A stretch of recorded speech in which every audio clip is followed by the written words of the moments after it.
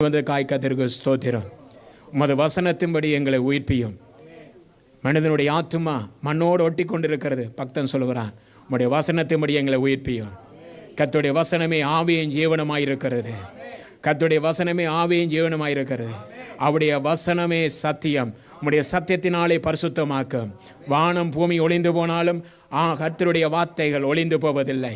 கர்த்தருடைய வார்த்தைகள் ஒளிந்து போவதில்லை. கரங்கள் உயர்த்தி,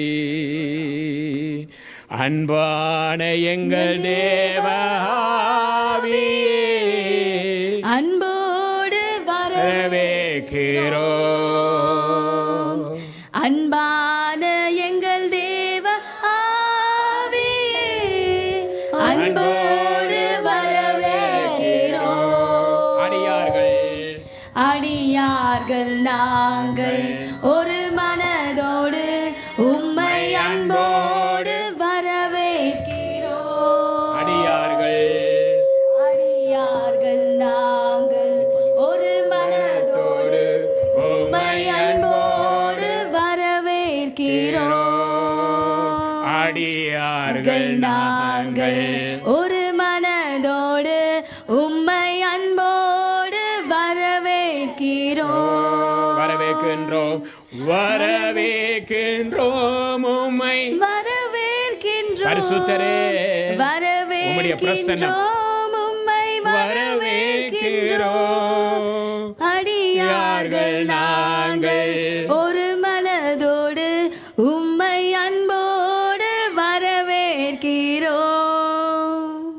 பரலோகத்தின் எங்கள் தகப்பனே, இந்த நாளில் உம்முடைய தேவ சித்தப்படி இந்த நாளில் நாங்கள் உம்முடைய வார்த்தையை கேட்டு ஏன் கீழ்ப்படிய ஆண்டவரே நாங்கள் உம்முடைய சமூகத்தில் வந்திருக்கிறோம். கர்த்தாவே, தேவரீர் எசேக்கியா ராஜாவும்பாக இருந்த ஆகாஸ் உம்முடைய வசனத்துக்கு புறம்பாக நடந்து ஆலயத்துக்குள்ளே அருவருப்புகளை கொண்டு விட்டான், தீட்டுப்படுத்தினான்.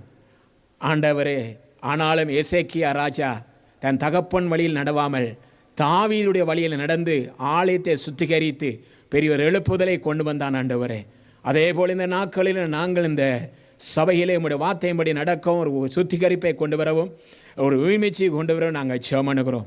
இவ்வளோ தூரத்தில் எங்கள் முகத்திலே கொண்டு வந்திருக்கிற தேவ மனிதனுக்காக ஸ்தோத்திரம். இந்த நாளிலும் வந்திருக்கிற சபையோடு கூட ஆண்டவரே நீர் இடைப்படுவீராக. ஒவ்வொருவரோடு நீர் பேசும்படியாக நாங்கள் ஜெபிக்கிறோம். உம்முடைய மகனை நீ மறைத்து கொள்ளும், நீர் வெளிப்படும். இயேசுவின் மூலம் ஜெபிக்கிறோங்க நல்ல பிதாவே. ஆமேன், ஆமேன், ஆமேன், ஆமேன். யாவரும் அமர்ந்து கொள்வோம். ஆண்டவருக்கு மகிமை உண்டாவதாக. ஆண்டவர் ஸ்தோத்திரம். கர்த்தர் நல்லவராயிருக்கிறார். ஆமென் சொல்லுமாக. அல்லேலூயா. விசேஷமாக இன்றைக்கு முதலாம் நாள் எல்லாருக்கும் வேலை பள்ளிக்கூடம் முடித்து நீங்கள் வந்திருக்கிறீர்கள். ஆண்டவருக்கு மகிமை உண்டாவதாக. இன்றைக்கும் நாளைக்கும் 6 மணிக்கு கூட்டம் இருக்கிறது. சனிக்கிழமை ஃபுல் டைமாக நான் 1 மணியிலிருந்து நாங்கள் கூட்டத்தை வைக்கிறோம். ஆகவே மிகவும் முக்கியம், உங்களுக்கு அன்பு சகோதரன் ஊழியக்காரனுடைய ஜெகனுடைய வார்த்தைகளை கேட்டிருப்பீங்கள். ஆண்டவர் டூல்ஸுக்கு கொண்டு வந்திருக்கிறாய். நான் தேவனை ஸ்தோத்தரிக்கிறேன். ஆமென் சொல்லுமாக. தேவனுடைய வார்த்தை அது ஜீவன் உள்ளது. அதிகாலமே அன்றைக்கு இயேசு இருந்த நாட்களில் அந்த வார்த்தையை கேட்க திரள் கூட்டம் வந்தார்களாம். அப்போஸ்தலர் நாட்களில் பார்க்குறோம், தேவனுடைய வசனம் விருத்தி அடைந்தது, வளர்ந்து பெருகிட்டு. ஆமென் சொல்லுமாக. அதே போல் இந்த நாட்கள் இந்த வார்த்தை ஒரு எழுப்புதலை கொடுக்கும் என்று நான் விசுவாசிக்கிறேன். நான் கர்த்தரை மகிமைப்படுத்துகிறேன். விசேஷமாக அன்பு சகோதரன் இந்த ஊழியக்காரர் என்னுடைய கரங்களை தட்டி வைப்போமா? வெல்கம் எல்லாரும் விடாமல். ஆமே முடிந்தால் எல்லாரும் எளிமை நின்று ஆமே ஒரு கணத்தை கொடுத்து ஆமே. தேங்க்யூ.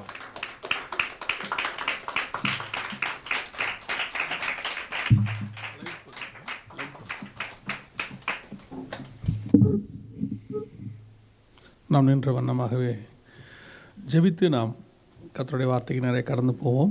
சர்வ வல்லமையுள்ள எங்கள் ஆண்டவரே, இந்த அருமையான நாளுக்காய் உமக்கு ஸ்தோத்திரம். நாங்கள் கூடி வந்து உம்முடைய சமூகத்தில் உம்மை ஆராதிக்கும்படி, உம்முடைய வசனத்தை கேட்கும்படி நீர் பாராட்டின தயவுக்காக உமக்கு நன்றி. ஆண்டவரே, இந்த நாட்களை உமக்கென்று விசேஷித்து கொண்டோம். இந்த மாலை வேளையிலே கூடி வந்திருக்கிறாங்க.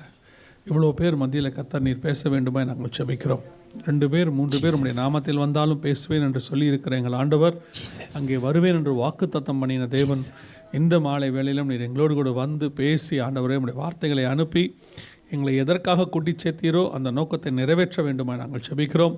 வரவேண்டியவர்களும் வந்து சேர கர்த்தர் கிருபை பாராட்டும். எல்லா துதி கன மகிமையும் ஒருவருக்கு மாத்திரம் செலுத்துகிறோம், எங்கள் ஆண்டவர் இயேசு கிறிஸ்துவின் நாமத்தில் பிதாவே.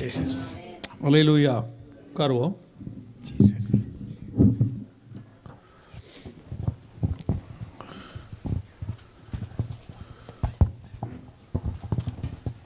முதலாம் நாளிலே நாம் கர்த்தருடைய வார்த்தையை கொஞ்ச நேரம் நாம் தியானிக்க போகிறோம். இருக்கிற நேரத்தில் வருகைக்கு அடுத்த காரியங்களை நாளை அல்லது நாளை மறுநாள் நாம் பார்க்க போகிறோம். கடைசி காலத்தினுடைய அடையாளங்களை குறித்து இந்த நாளிலே நாம் சபைக்கு தேவையான சில காரியங்களை நாம் வாசித்து அதை நாம் தியானிக்க போகிறோம். ஒரு வசனத்தை நாம் வாசிக்கலாம். ராஜாக்களின் புஸ்தகம், முதலாம் ராஜாக்களின் புஸ்தகம், 1 ராஜாக்கள் 1ஆம் அதிகாரம் வாசியுங்கள். 1ஆம் அதிகாரத்தில் 1வது வசனத்தை வாசியுங்கள்.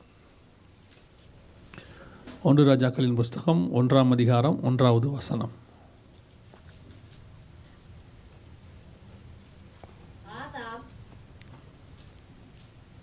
ராஜாக்கள் 1:1 வாசிங்க. தாவீது ராஜா வயது சென்ற வித்தியாபியனாய் ஆனபோது வஸ்திரங்களினால் அவனை மூடினாலும் அவனுக்கு அனல் உண்டாகவில்லை. இந்த வசனத்திலிருந்து தான் நாம் இன்றைக்கி கொஞ்சம் வசனங்களை காரியங்களை நாம் தியானிக்க போகிறோம். 1 Kings 1st chapter verses 1. 1 ராஜாக்கள் 1ஆம் அதிகாரம் 1வது வசனம். இது எதை குறித்து சொல்லப்பட்டிருக்கிறது அப்படின்னு சொன்னீங்கன்னா, சம்பவமாக பார்த்தீங்கன்னு சொன்னால், தாவீது ராஜா வயது சென்று ஏறக்குறைய அவர் 70 வயதுக்கு முன்பாக வந்து விட்டார். ஏன்னா அவர் 70 வயதிலே மரணமடைந்து விட்டார் என்று வேதம் சொல்லுகிறது. அந்த காலகட்டத்திலே தாவீது ராஜா வந்து அனல் இல்லாமல் இருக்கிறார். அனல் இல்லாமல் என்று சொன்னால் குறிப்பாக சொல்லணும்னா, தாவீது ராஜா வந்து கோமா ஸ்டேஜில் இருக்கிறார். எப்படி சொல்கிறீங்க அப்படின்னு சொன்னால், 4வது வசனம் வாசிங்க பார்ப்போம்.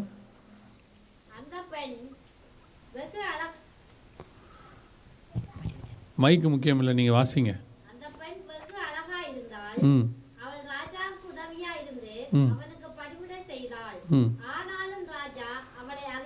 ஆனாலும் ராஜா அவளை அறியவில்லை. அப்படின்னா என்ன அர்த்தம்? ராஜாவுக்கு அனலும் இல்லை, ராஜாவுக்கு சுயநினைவும் இல்லை. ராஜா கோமா ஸ்டேஜில் இருக்கிறார், முழுவதுமாக படுத்திருக்கிறார். இப்போ ராஜாவுடைய நிலைமை இதுதான். இது எதனாலே இப்படி ஏற்பட்டது, இதுக்கு பின்னாடி இருக்கக்கூடியதான சூழ்நிலைகள் என்ன, இதிலிருந்து என்ன ஆவிக்குரிய சத்தியம் இருக்கிறது என்பதைத்தான் நாம் இன்றைக்கி பார்க்க போகிறோம். ஆதியாகமத்தின் புஸ்தகம் 49ஆம் அதிகாரத்தில் யாக்கோபு யூதாவை குறித்து ஒரு தீர்க்க தரிசனம் உரைக்கிறார். யூதாவினுடைய எதிர்காலத்தை, கடைசி காலத்தை குறித்து அவர் ஒரு தீர்க்க தரிசனம் உரைக்கிறார். அந்த வசனத்தை நீங்கள் வாசிக்கும்போது,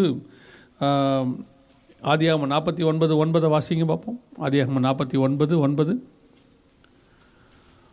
யூதா பாலசிங்கம், நீ இறை கவர்ந்து கொண்டு ஏறி போனாய். என் மகனே, சிங்கம் போலும் கிழச்சிங்கம் போலும் மடங்கி படுத்தான், அவனை எழுப்புகிறவன் யார்? இந்த வசனம் வந்து ஒரு தீர்க்க தரிசனம். ஏன்னா 49:1 யாக்கோபு சொல்கிறாரு, கடைசி நாட்களில் சம்பவிப்பதை நான் உங்களுக்கு சொல்லுவேன் வாருங்கள் என்று சொல்லித்தான் தன் பிள்ளைகளை அவர் அழைக்கிறார். அழைக்கும் போது யூதாவை குறித்து சொல்லுகிறதான ஒரு வார்த்தை 49:9 என்ன இருக்குது அப்படின்னு கேட்டிங்கன்னா, என் மகனே, சிங்கத்தை போலவும் கிழச்சிங்கத்தை போலவும் மடங்கி படுத்தான், அவனை எழுப்புகிறவன் யார்? இது யாரை பற்றினதான தீர்க்க தரிசனம் அப்படின்னா, யூதா கோத்திரத்தை குறித்ததான தீர்க்க தரிசனம். யூதா கோத்திரம் சிங்கத்தை போலவும் கிழச்சிங்கத்தை போலவும் மடங்கி படுத்தது. அதாவது சிங்கத்தை போல மடங்கி படுத்தது யார் அப்படின்னு பார்த்தீங்கன்னா, யூதா கோத்திரத்து சிங்கம் அப்படிங்கிறது இயேசு கிறிஸ்துவை குறிக்கும். நம்ம எல்லாருக்கும் தெரியும், இயேசு கிறிஸ்து வாலிப வயதிலேயே 33 வயதிலேயே சிலுவையில் அறையப்பட்டார். அவர் கல்லறையில் கொண்டு போய் வைக்கப்பட்டார். அது வரைக்கும் தான் இஸ்ரவேலர்களுக்கு நம்பிக்கை இருக்கிறது, அதுதான் அவர்கள் சொல்லுகிறார்கள். ஆனால் அப்போஸ்தலர்கள் அப்பொழுதே சாட்சி கொடுக்கிறார்கள், சிலுவையில் அறையப்பட்ட இயேசுவை பிதாவாகிய தேவன் உயிரோடு கூட எழுப்பினார், நாங்கள் அதற்கு சாட்சிகளாக இருக்கிறோம். சிங்கத்தை போல மடங்கி படுத்தது, எழுப்புகிறவன் யார்? இஸ்ரவேலுக்கு அந்த வெளிப்பாடு இல்லை.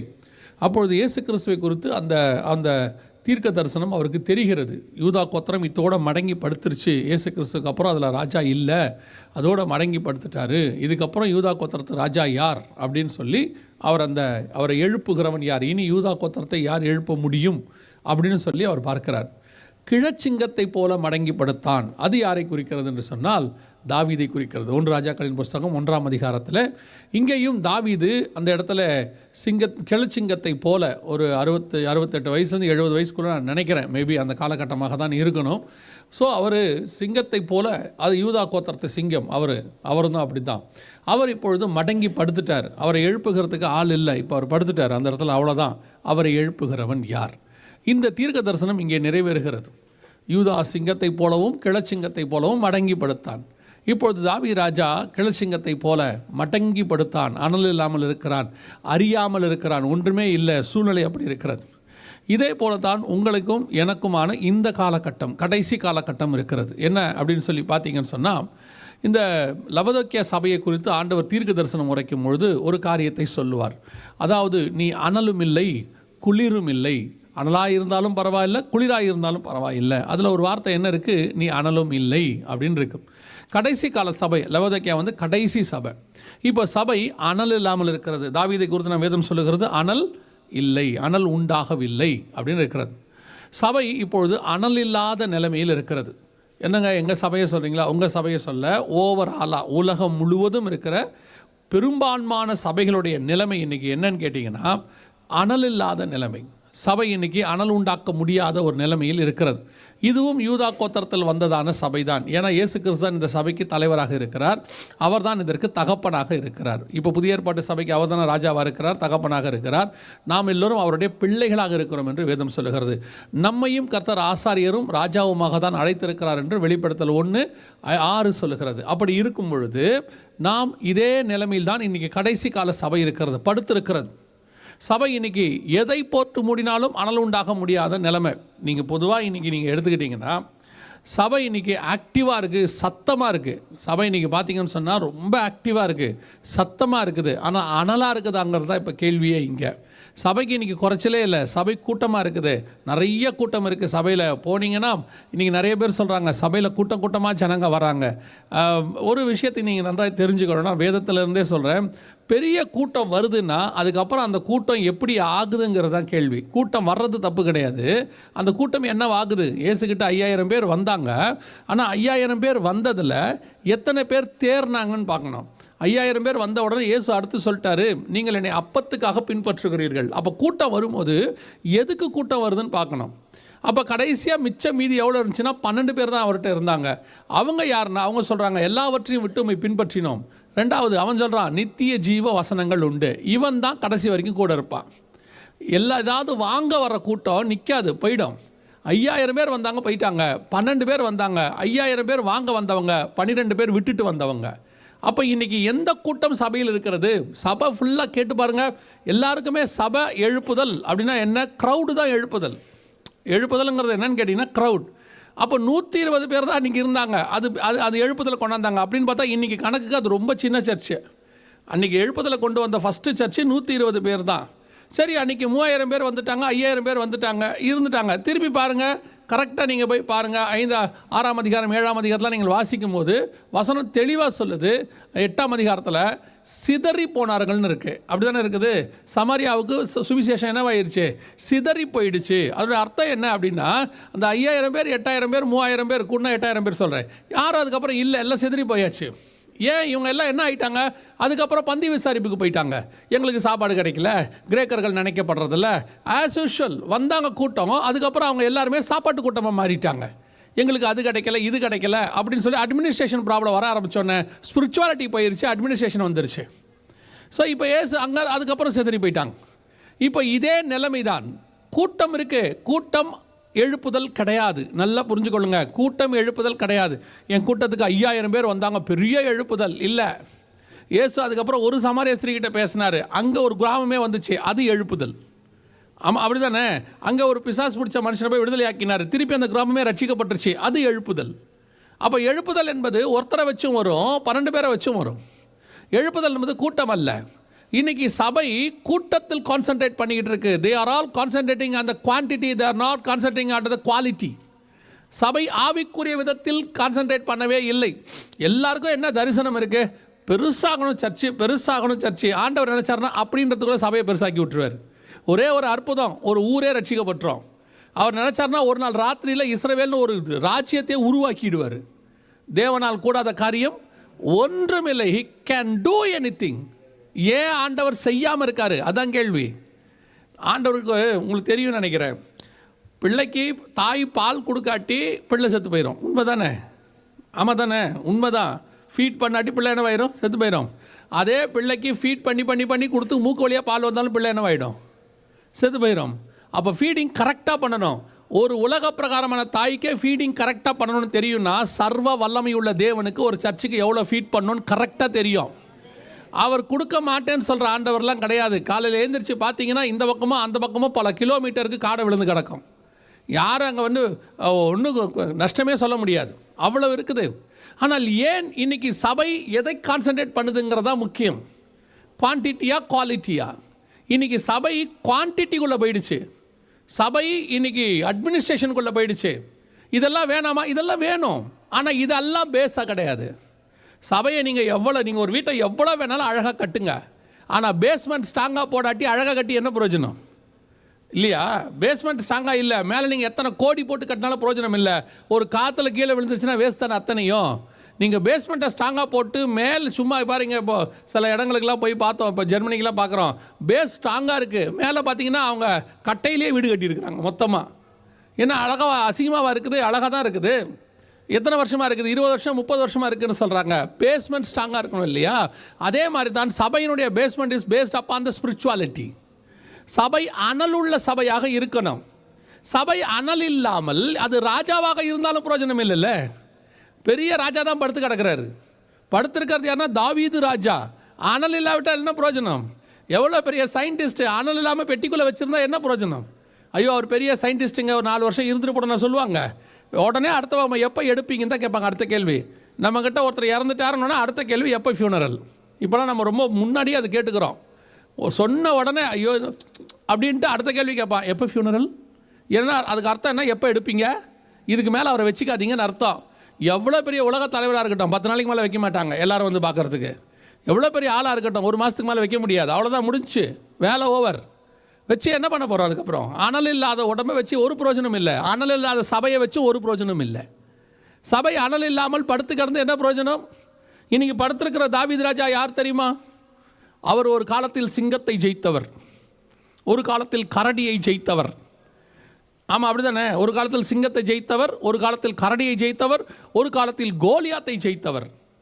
இப்போ அனல் இல்லாமல் படுத்து கிடக்கார். அதான் பிரச்சனையே. இப்போ இன்றைக்கி சபைக்கு பழம்பெருமை பேசுகிறதுல எந்த விதமான வஞ்சனையே கிடையாது. நாங்கள்லாம் யார் தெரியுமா? ஒரு காலத்தில் நாங்கள் அசைத்தோம், ஒரு காலத்தில் நாங்கள் இது பண்ணோம், கட்டினோம். யாருமே அதை குறையாக சொல்லவே இல்லையே. தாவீது சிங்கத்தை ஜெயித்து நம்ம குறையாக சொல்கிறோமா? தாவீது வந்து கரடியை ஜெயிச்சதை குறையாக சொல்கிறோமா? கோலியாத்தை ஜெயித்த குறையாக சொல்கிறோமா? இன்னை வரைக்கும் அந்த பெருமை பேசிக்கிட்டு தானே இருக்கிறோம். இன்னைக்கு அனல் இருக்கிறதா என்பது தான் கேள்வி. தாவீது அன்னைக்கு கோலியாத்தை ஜெயிச்சது உண்மை, இன்னைக்கு அனல் இருக்கிறதா? சபை ஆரம்பிக்கும் போது நம்மக்கிட்ட இருந்த சாட்சிகள் உண்மைதான். கஷ்டப்பட்டேன், பாடுபட்டேன், நான் அப்படி இருந்தேன், இப்படி இருந்தேன். ஆமாம், எல்லாருமே அப்படி தான் வந்திருக்கிறாங்க. எல்லா மிஷனரியும் அப்படி தான் வந்திருக்கிறாங்க. எல்லா பாஸ்டரும் அப்படி தான் வந்திருக்கிறாங்க. எல்லா எவாஞ்சலிஸ்ட்டும் அப்படி தான் வந்திருக்கிறாங்க. ஒவ்வொரு ஊழியத்துக்கும் அவங்கவுங்களுக்குரிய பிரச்சனை இருக்குது. இங்கே என்ன ப்ராப்ளம்னு கேட்டிங்கன்னா, அந்த ஊழியத்தை செய்கிறவங்களுக்கு, அந்த விசுவாசிக்கு, எனக்கு தான் அந்த பிரச்சனை, உலகத்தில் மற்ற எல்லாருமே நல்லா இருக்கிறாங்கன்னு நினைப்பு. அதை ஒருத்தர் வந்து என்கிட்ட சொன்னார், ஐயா என்ன மாதிரி பிரச்சனை யோபுக்கு கூட வரலன்னார். எனக்கு ரொம்ப ஆச்சரியமாகி போச்சு. யோபுக்கே வரலையா? உங்க 10 பிள்ளையும் செத்து போச்சானா? இல்லையா, பிள்ளைக்கு ஃபீஸ் கட்ட முடியலன்னார். அதுதான் அவருக்கு இருக்கிற பெரிய பிரச்சனை. அப்போ இவர் ஏன் யோபை கம்பேர் பண்ணாருன்னு தெரில. அதுதான் எனக்கு தெரில. யோபுக்கே இல்லைன்னு எதுக்கு இப்போ வம்புக்கு யோபை இழுத்தார் பாருங்க. இந்த மாதிரி தான் நம்ம பிரச்சனை எப்பவுமே நமக்கு ரொம்ப பெருசு. நம்மளை பொறுத்த வரைக்கும் சில ஊழியக்காரங்களுக்கு இன்னொரு ஊழியத்தை பார்த்தா கொஞ்சம் மட்டு, பாஸ்டருக்கு எவாஞ்சலிஸ்ட்டை பார்த்தா கொஞ்சம் மட்டு. அவருக்கு என்ன ஜாலியாக ஊர் சுற்றுறாரு, ஊர் ஊராக போகிறாரு, அவருக்கு என்ன கவலை அப்படின்னு சொல்லி அவருக்கு அவரை பார்த்தா, எவாஞ்சலிஸ்ட்டை பார்த்தா கவலை. அவன் பிரச்சனை அவனுக்கு தான் இருக்குது. வீட்டை விட்டுட்டு ஆண்டவர் சொல்கிறாருன்னு ஊர் ஊராக போய் என்ன மொழியோ, என்ன தேசமோ, என்ன குளிரோ, என்ன சாப்பாடோ, எங்கே தங்க வைக்கிறாங்களோ, எப்படி போதோ, என்ன ட்ரெயின் பிடிக்கிறானோ, என்ன ஃப்ளைட் பிடிக்கிறானோ, என்ன வண்டி பிடிக்கிறானோ தெரியாது. அது அவங்க இஷ்டம். இப்போ எவாஞ்சலிஸ்ட்டுக்கு பாஸ்டரை பார்த்தா சந்தோஷமாக இருக்குது. அவருக்கு என்ன, நல்ல ஒரு 100 200 300 விசுவாசி வருது, தசமாக காணிக்க வருது, நல்ல காரு வீடெல்லாம் வாங்கிட்டாரு, செட்டில் ஆகிட்டாரு. அவர் பட்ட பாடு அவருக்கு தான் தெரியும். 200 விசுவாசியை மேய்க்கிறதுக்குள்ளே பிபி சுகர் எல்லாம் வந்துடும், அத்தனையும் வந்து சேர்ந்துடும். அவ்வளோதான். ஐயோ எப்பா, நீங்கள் பாதி பாஸ்டர் போய் கேட்டு பாருங்கள், அத்தனை பேருக்கு சுகர் இருக்குது, பிபி இருக்குது. எதனால் வந்துச்சு? அவருக்கு ஒரு குடும்பம் ஒரு பிள்ளை தான். ஆனால் அந்த 200 குடும்பத்தை நடத்தி முடிக்கிறதுக்குள்ளே பரலோகத்துக்கு போகிறதுக்குள்ளே நான் எப்பவும் சொல்லுவேன் பாஸ்டர்ஸை ரொம்ப கேர்ஃபுல்லாக இருந்து கொள்ளணும். ஏன்னா இந்த ஜனங்க அவன் கானானுக்கு போகிறானோ இல்லையோ மோசேயை போக விட மாட்டான். அவங்ககிட்ட இருக்கிற பெரிய ப்ளஸ் பாயிண்ட் அதுதான். அவன் போகிறானோ இல்லையோ மேய்க்கிறவனை போக விட மாட்டான். அவர் எடுத்துக்கிட்டிங்கன்னா அவருக்கு கஷ்டம். மிஷினரிகளை போய் கேட்டு பாருங்கள், மிஷினரிகளுக்கு யாரை பார்த்தாலுமே பெருசாக தெரியாது. நம்ம காட்டுக்குள்ளே இருக்கிறோம், நம்மளை மாதிரி கஷ்டப்படுறவங்க யார் இருக்கிறாங்க, அவங்க கஷ்டம் இல்லைன்னே சொல்லவில்லை. ஆனால் ஒவ்வொரு ஊழியக்காரனுக்கும் ஒவ்வொருத்தரும் அவன் ஊழியத்தில் ஒரு கஷ்டம் இருக்குது. எல்லாரும் கடந்து வராங்க, எல்லாரும் கஷ்டப்பட்டு தான் மேலே வந்திருக்கிறாங்க. நான் சொல்கிறது ஃபஸ்ட்டு ஜென்ரேஷன் பயனீர் பண்ணவங்க. செகண்ட் ஜென்ரேஷன்லேயும் கொஞ்சம் பேர் கஷ்டப்பட்டு தான் மேலே வராங்க, இல்லைன்னு சொல்லலை. ஆனால் அதை மாத்திரம் பேசி கொண்டிருந்தால் போதுமா?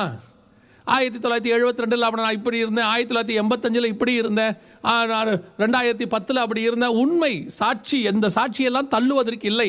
ஞாபக புஸ்தகத்தில் எழுதப்பட வேண்டியது வாட் அபவுட் டுடே, இன்று என்ன நடந்து கொண்டிருக்கிறது, அதுதானே முக்கியம். நான் 10 வருஷத்துக்கு முன்னாடி என்ன செஞ்சுட்டு இருந்தேன்றது ஆண்டவர் கனவீனப்படுத்தலை. அடுத்த தலைமுறைக்கு நான் என்ன பண்ணிட்டு போகிறேங்கிறதா முக்கியம். இன்னைக்கு நான் அனல் உணர்வுனாய் காணப்படுகிறேனா? இன்னைக்கு எனக்குள்ள அனல் இருக்கிறதா? அதான் முக்கியம். சிங்கத்தை ஜெயித்தோம், கரடியை ஜெயித்தோம், கோலியாத்தை ஜெயிச்சிருக்கிறோம், yes fact. But what about today? இன்றைக்கு நான் எந்த ஆவிக்குரிய நிலையில் இருக்கிறேன்? அதைத்தான் இன்னைக்கு சபைகள் ஆராய்ந்து பார்க்க வேண்டும். எங்கள் அப்பா அந்த காலத்தில் ஊழியம் சூப்பராக பண்ணார், எங்கள் தாத்தா பண்ணார், இல்லை யாருமே குறை சொல்லலை. உங்கள் அப்பா நல்லா பண்ணிட்டாரு, உங்கள் தாத்தா சூப்பராக பண்ணிட்டாரு, நீங்கள் என்ன பண்ண போகிறீங்கன்றது தான் கேள்வி. அது அவர்கள் காலத்திலிருந்து உருவாக்கின சபை, அவங்க கரெக்டாக அஸ்திவாரம் போட்டாங்க, மேலே நீங்கள் எப்படிப்பட்டு கட்ட போகிறீங்கிறதா நீ கேள்வி. அப்போ இன்றைக்கி சபை அனல் உள்ளதாய் காணப்படுகிறதா என்றால் பெரும்பான்மையான சபைகள் அனல் இல்லாமல் கிடக்கிறது. ஆனால் படுத்துருக்கிறது என்ன ராஜா தான். சபை பெருசாக இருக்கு, கிராண்டாக இருக்கு, சவுண்டாக இருக்கு, எல்லா இன்ஸ்ட்ருமெண்ட்டும் இருக்கு, எல்லா வித டெக்னாலஜியும் இருக்கு. இன்னும் சொல்லவே வேண்டாம், சேட்டிலைட்டே தனியாக விடுற அளவுக்கு பணக்கார சர்ச்செல்லாம் இருக்கு. இல்லை யாரும் இல்லைன்னே சொல்லலை. உள்ளே ஆவியானவர் இருக்கிறாரா? உள்ளே அனல் இருக்கிறதா? அன்னைக்கு ஒரு 120 பேர் ஒரு வீட்டறையில் கூடி வரும்போது ஆவியானவர் அக்கினிமயமான நாவுகளோடு கூட இறங்கினார் இருக்கு. ஆனால் கடைசி காலத்தில் சபையை குறித்து அனல் இல்லை என்று வேதம் சொல்லுகிறது. இன்னைக்கு அக்கினிமயமான நாவுகள் வேண்டாம், கொஞ்சம் தூரத்திலேயாவது அனல் தெரியுதான்னு பார்த்தீங்கன்னா இல்லை. சில சபைகளுக்கெல்லாம் போய் உக்காந்தோம்னா ரொம்ப மனசு கஷ்டமாக இருக்கும். அவங்க வேதம் சொல்லுது ஆவியோடும் உண்மையோடும் ஆராதிங்கள், அப்படி தானே பைபிள் சொல்லுது. இங்கே ஆட்டத்தோடும் பாட்டத்தோடும் இருக்குது ஆராதனை, ஆடம்பரத்தோடு கூட இருக்குது ஆராதனை. ஆனால் ஆவியானவரோடு கூட ஆராதனை இருக்குதான்னா இப்போ அதான் இல்லை. இப்போ அதான் பிரச்சனை. இப்போ பல நேரத்தில் பார்த்தீங்கன்னா பயங்கரம் இருக்குது, கிராண்டாக இருக்குது சர்ச். அப்படியே கொயர் டீம் பார்த்தீங்கன்னா அவங்களுக்கு ஒரு நீட்டாக ட்ரெஸ் பண்ணி அழகு பண்ணி பக்காவாக வச்சுருக்குறாங்க. இன்ஸ்ட்ருமெண்ட்ஸ் பார்த்தீங்கன்னா அன்றைக்கி அப்டேட் பண்ணி வாங்கி வச்சுருக்குறாங்க. நீங்கள் சர்ச்சை பார்த்தீங்கன்னா அவ்வளோ கிராண்டாக இருக்குது. இதெல்லாம் வேணான்னு நான் சொல்லலை. ஆனால் இது தாண்டி இருக்க வேண்டியது ஆவியானவர். ஆவியானவர் அனல் இல்லாமல் இவ்வளவு இருந்து என்ன பிரயோஜனம்? ஒருவேளை இவ்வளவு இல்லை, வாய்ப்பு இல்லைனாலும், நீங்கள் கொட்டடிக்கிறவங்களா இருந்தாலும், ஒரு சின்ன இன்ஸ்ட்ருமெண்ட் வச்சுருக்கிறவங்களா இருந்தாலும், உங்களுடைய உங்களுடைய ஆராதனையில் அபிஷேகம் இருக்குமானால் அதுதான் அனலுள்ள ஆராதனை. இன்றைக்கி அது இருக்குதா? நம்ம எங்கேயோ நீங்கள் நினைக்கிறீங்களா ஏதோ ஒரு இடத்துல இருக்கிறோம், நாங்கள் ஒரு 50-100 பேர் தான் இருக்கிறோம், எங்கள் சர்ச்சில் இப்படி இருக்குது. நீங்கள் எங்கே இருக்கிறீங்கன்றதே முக்கியமே கிடையாது, எப்படி இருக்கிறீங்கன்றது தான் முக்கியம். நீங்கள் காணக்கூடாத இடத்துல, யாருக்கும் தெரியாத இடத்துல ஒரு டாட்டுக்குள்ளே கூட இருக்கலாம். ஒருவேளை நீங்கள் பாரிஸில் இல்லாமல் இந்த மூலையில் இருக்கிறீங்கன்னு சொல்லலாம். ஆனால் நாம் எப்படி இருக்கிறோம் என்பதை ஃபோக்கஸ் பண்ணி தான் இருக்குது. ஆண்டவர் சொல்கிறாரு, யூதேயா பட்டணத்தில் உள்ள பெத்லகேமே நீ 1000களில் சிறிதாக இருந்தாலும், ஆண்டவர் சொல்லும்போது அப்படி தான் சொல்கிறாரு, 1000களில் நீ சிறிதாக இருந்தாலும். ஆனால் மத்தேயுவில் சொல்லும்போது சொல்வார் நீ சிறியது அல்ல. ஏன்? யூதேயாவில் இருக்கக்கூடியதான 1000 பேர் இருக்கக்கூடியதான ஒரு கிராமத்தில் 1000 பேர் கூட இல்லாத கிராமம் அது. அந்த இடத்துல நீ சின்னதாக இருந்தாலும் நீ சின்னவன் கிடையாது, கவலைப்படாத. தேசத்தை ஆளுகிற பிரபு உன்னிடத்துலேருந்து புறப்படுவார், ராஜா உன்னிடத்துலேருந்து புறப்படுவார். நான் எங்கே இருக்கிறேங்கிறது முக்கியம் இல்லை, எப்படி இருக்கிறேங்கிறதா முக்கியம். கிதியோன் அவனுடைய கோத்திரத்தில் சின்னவன், நினைக்கக்கூடாதபடிக்கு இருக்கிறவன். ஆனால் கர்த்தர் அவனைத்தான், அவனுடைய பட்டயம்தான் கர்த்தருடைய பட்டயமாக மாறியது. அப்போ நான் எங்கே இருக்கிறேங்கிறத விட எப்படி இருக்கிறேன், அனல் உள்ளவனாக இருக்கிறேனா? நான் கிராண்டாக இருக்கிறேன்றது முக்கியமே கிடையாது. இருந்துட்டு போங்க, தப்பும் கிடையாது, அது உங்கள் இஷ்டம், உங்கள் தேவைக்கேற்ற கிராண்டு. இப்போது நம்ம ஊரில் வந்துட்டு ஒரு காலத்தில் நான் சொல்கிறேன், ஏசிங்கிறது ஒரு கிராண்ட் லக்ஸுரி. ஒரு காலத்தில் 30 வருஷத்துக்கு முன்னாடி இந்தியாவில் ஸ்ரீலங்காலாம் போனீங்கன்னா ஏசி போட்டால் பணக்கார வீடு, ஏசி போட்டுக்கிறாங்க, பயங்கர பணக்காரங்கம்பாங்க. சவுதி அரேபியாவுக்கு போனீங்கன்னா ஏசி மஸ்ட்டு. ஏசி மஸ்ட்டு தானே. ஏசி இல்லாமல் வாழவே முடியாது. இது பாலைவனத்துக்குள்ளே இருக்கிறான்ல. இப்போ நீங்கள் இந்தியாவில் போயிட்டு ஒவ்வொரு ரூம்லேயும் ஹீட்டர் போட்டு நீங்கள் சுடுதண்ணி வர வைங்க. என்னத்துக்கு இப்போ ஹீட்டர் போட்டிருக்கிறாங்க இங்கே தேவையில்லாமல். அங்கே அது ஆடம்பரம். இந்த ஊரில் ஹீட்டர் இல்லாட்டி வாழ முடியுமா? இங்கே அது மஸ்ட்டு. அதனால் எங்கே மஸ்ட்டு எங்கே அது லக்ஸுரிங்கிறது டிபெண்ட்ஸ். அது முக்கியம் இல்லை. எங்கே இருந்தாலும் நான் எப்படிங்கிறது தான் முக்கியமே. அப்போ நான் சின்னவனா பெரியவனா, எந்த இடத்துல இருக்கேன், சின்ன சர்ச்சா, 50 பேர் வராங்களா, 100 பேர் வராங்களா, யாருக்கும் தெரியாத கிராமத்துக்குள்ளே இருக்கிறானா, சிட்டிக்குள்ளே இருக்கிறானா, அதெல்லாம் முக்கியமே இல்லை. தாவீது ராஜாவாக படுத்து கிடக்கிறாரு. ராஜா அரண்மனையில் படுத்திருந்தா எப்படி படுத்துருப்பார் பாருங்க. கட்டில் எப்படிப்பட்ட கட்டிலாக இருக்கும் பாருங்க. சுற்றி எத்தனை பேர் மெடிசன், எத்தனை பேர் டாக்டர்ஸ், அன்னைக்கு இருந்த டாக்டர்ஸ் எத்தனை பேர் இருந்திருப்பான். இவ்வளோ பேர் இருந்தாலும் எங்கிட்ட அனல் இல்லையே.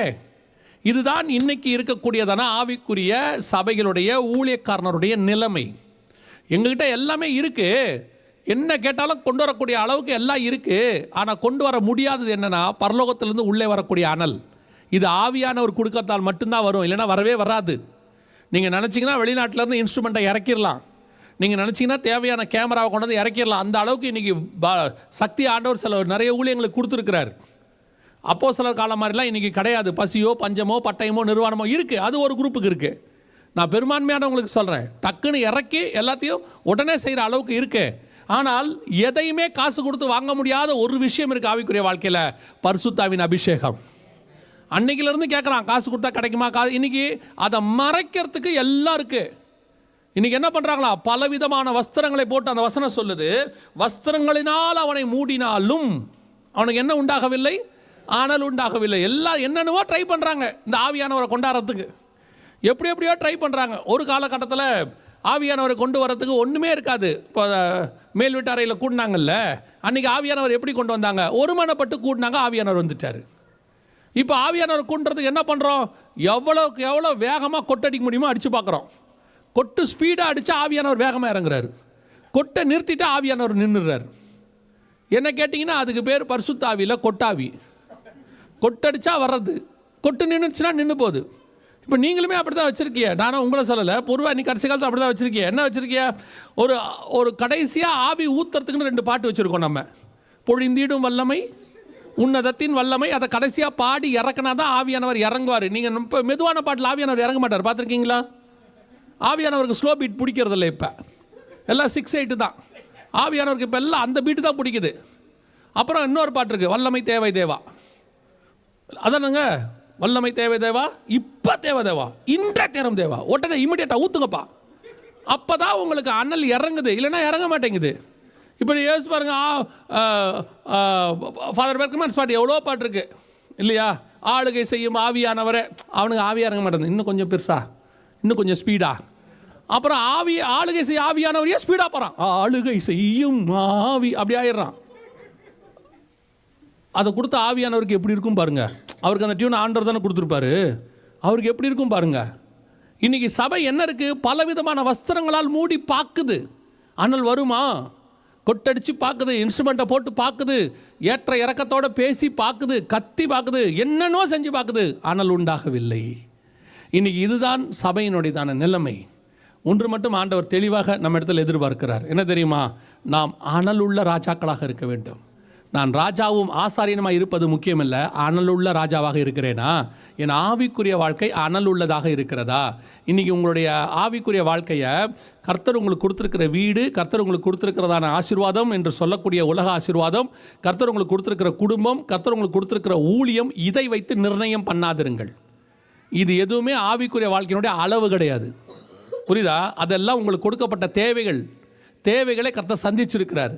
இதுவும் உங்கள் ஸ்பிரிச்சுவாலிட்டிக்கும் என்ன கிடையாது, சம்மந்தம் கிடையாது. ஆகாப்பு கூட தான் ராஜாவாக இருந்தான், ஆண்டவருடைய இருந்தான். மனசை கூட தான் ராஜாவாக இருந்தான், ஆண்டவருடைய இருந்தான். பாபிலோன் ராஜா கூட தான், நேபுகத்நேச்சார் கூட தான் ராஜாவாக இருந்தான். அதனால் அவன் ஆண்டவருடைய பிள்ளையா? இல்லை. உட்கார்ந்துருக்கிற இடம் ராஜ்யபாரத்தை வச்சு டிசைட் பண்ணக்கூடாது. உங்களுக்கு கொடுக்கப்பட்டிருக்கிற ஆசீர்வாதங்களை வைத்து நீங்கள் ஆவிக்குரிய வாழ்க்கையில் நன்றாக இருக்கிறீர்கள் என்று நினைத்து கொள்ளாதிருங்கள். அதுக்கும் இதுக்கும் எந்த விதமான சம்பந்தமும் இல்லை. பார்த்துருக்கீங்களா? உங்களுக்கு பல நேரங்களில் உங்கள் ஆவிக்குரிய வாழ்க்கை என்பது உங்களுக்கும் தேவனுக்கும் உள்ள தனிப்பட்ட உறவு, personal relationship with the God. அதுதான் உங்கள் ஸ்பிரிச்சுவாலிட்டிக்கே நீங்கள் கணக்கு பார்க்கணும். ஓ, கர்த்தர் இன்னைக்கு சம்பளத்தில் உயர்வை கொடுத்தார், ஆண்டவர் நம்மோடு கூட இருக்கிறார். ஆண்டவர் எப்பவுமே நம்மோடு கூட தான் இருக்கிறார். இப்போ இல்லை, நீங்கள் ஒன்றுமே இல்லாமல் கஷ்டப்பட்டு வேலையை ஆரம்பிக்கும் போது வேலை கிடைக்காம கொஞ்சம் சம்பளம் வாங்கினீங்களே, அப்போ உங்கள் கூட தான் இருந்தார். நீங்கள் ஒரு இன்க்ரிமெண்ட் போட்டால் தான் கர்த்தர் கூட இருக்கிறாருன்னு உங்களுக்கு தெரியுது, அல்லது ஒரு ப்ரொமோஷன் கிடச்சா கர்த்தர் கூட இருக்கிறாருன்னு தெரியுது.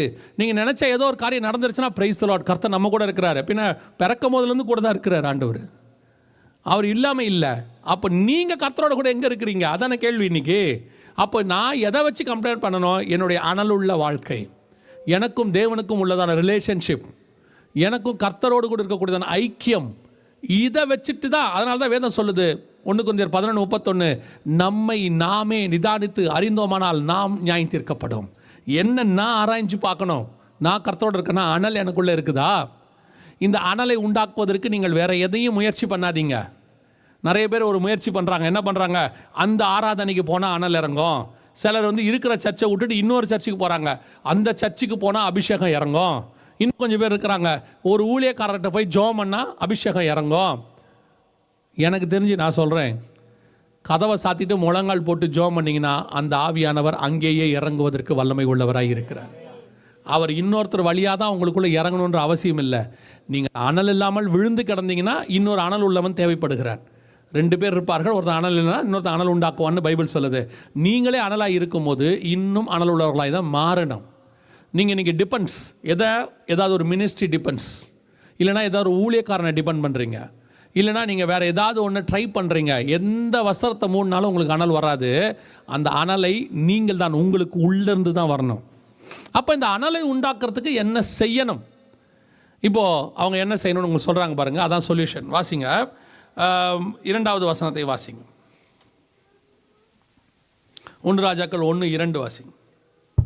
அப்பொழுது அவனுடைய ஊழியக்காரர் அவனை நோக்கி ராஜ சமூகத்தில் நின்று அவருக்கு பணிவிடை செய்யவும் ராஜாவாகிய எங்கள் ஆண்டவனுக்கு அனல் உண்டாகும்படி உம்முடைய மடியிலே படுத்துக்கொள்ளவும் கன்னியாகிய ஒரு சிறு பெண்ணை ராஜாவாகிய எங்கள் ஆண்டவருக்கு தேடுவோம் என்று சொல்லி இஸ்ரவேலின் எல்லையெல்லாம் அழகான ஒரு பெண்ணை தேடி சூனேம் ஊராளாகிய அபிஷாகை கண்டு அவளை ராஜாவிடத்தில் கொண்டு வந்தார்கள். இப்போ அனல் உண்டாக்கணும்னா என்ன பண்ணணும்?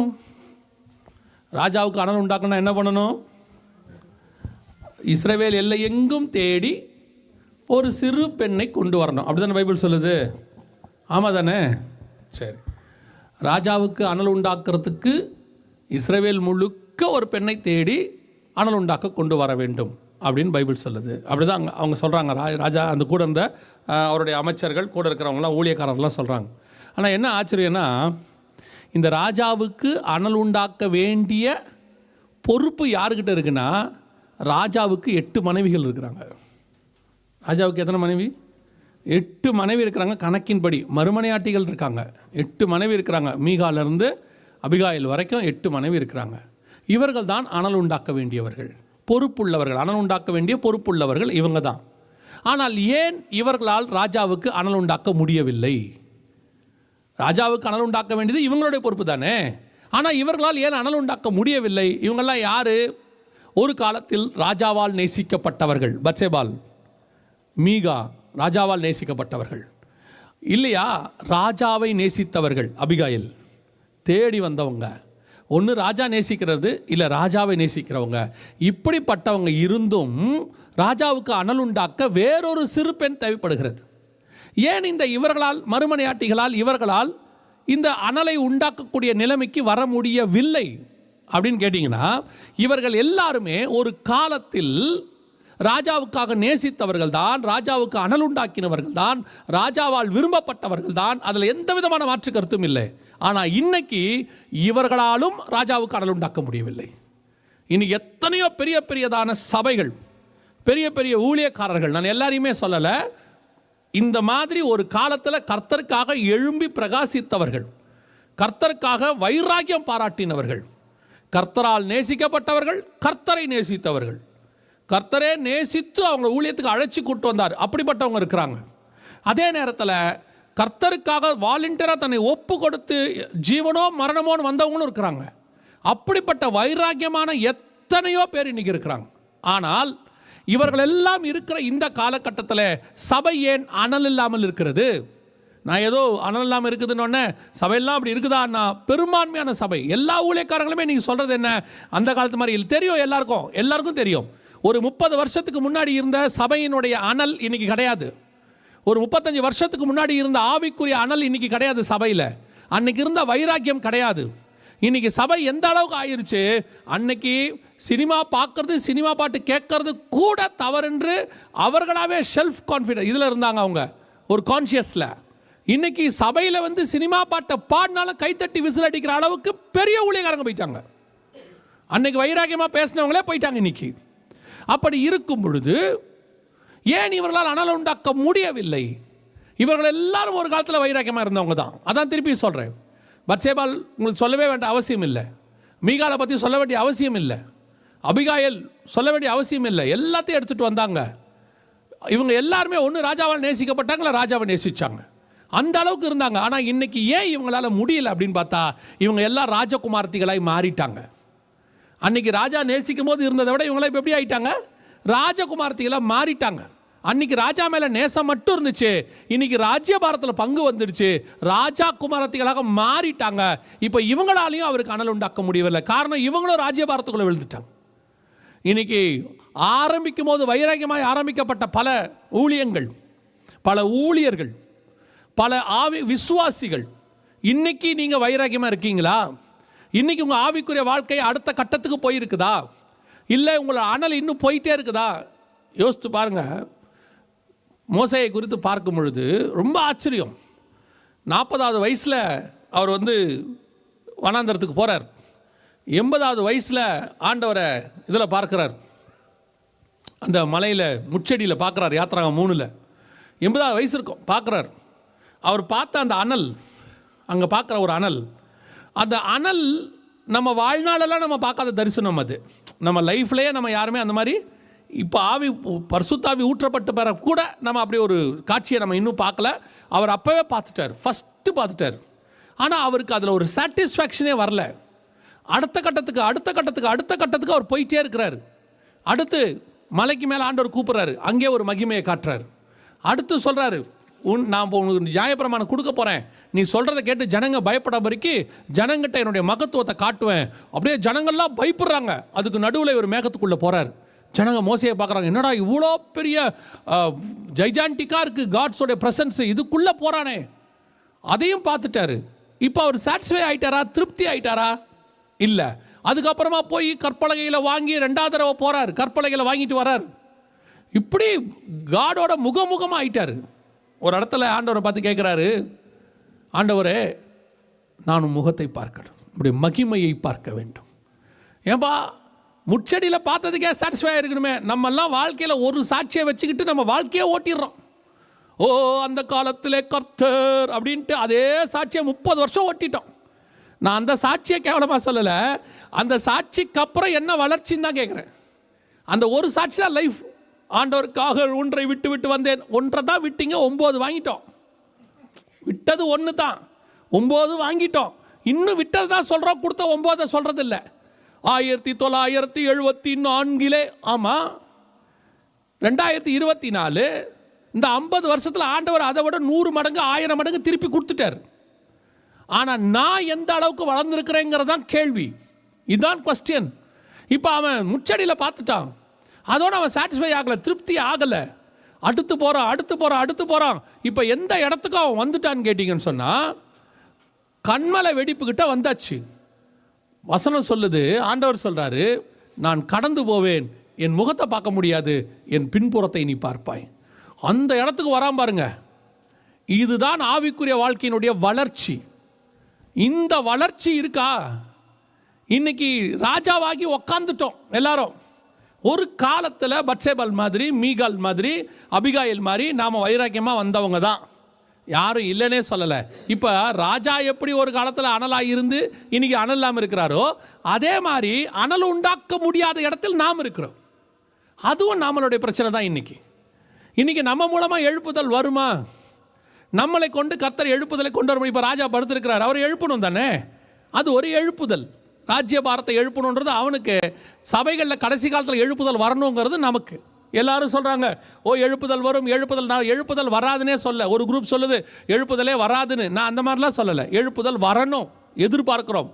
ஏன்னா 1,20,000 பேர் இருந்த அந்த பட்டணத்துக்கே கர்த்தர் வந்து அன்னைக்கு மனம் பாரப்படுவார் என்று சொன்னால், மனஸ்தாபப்படுவார் என்று சொன்னால், 800 கோடி மக்கள் இருக்கிற பூமி இது. கண்டிப்பாக கர்த்தர் மனஸ்தாபப்படுவார்.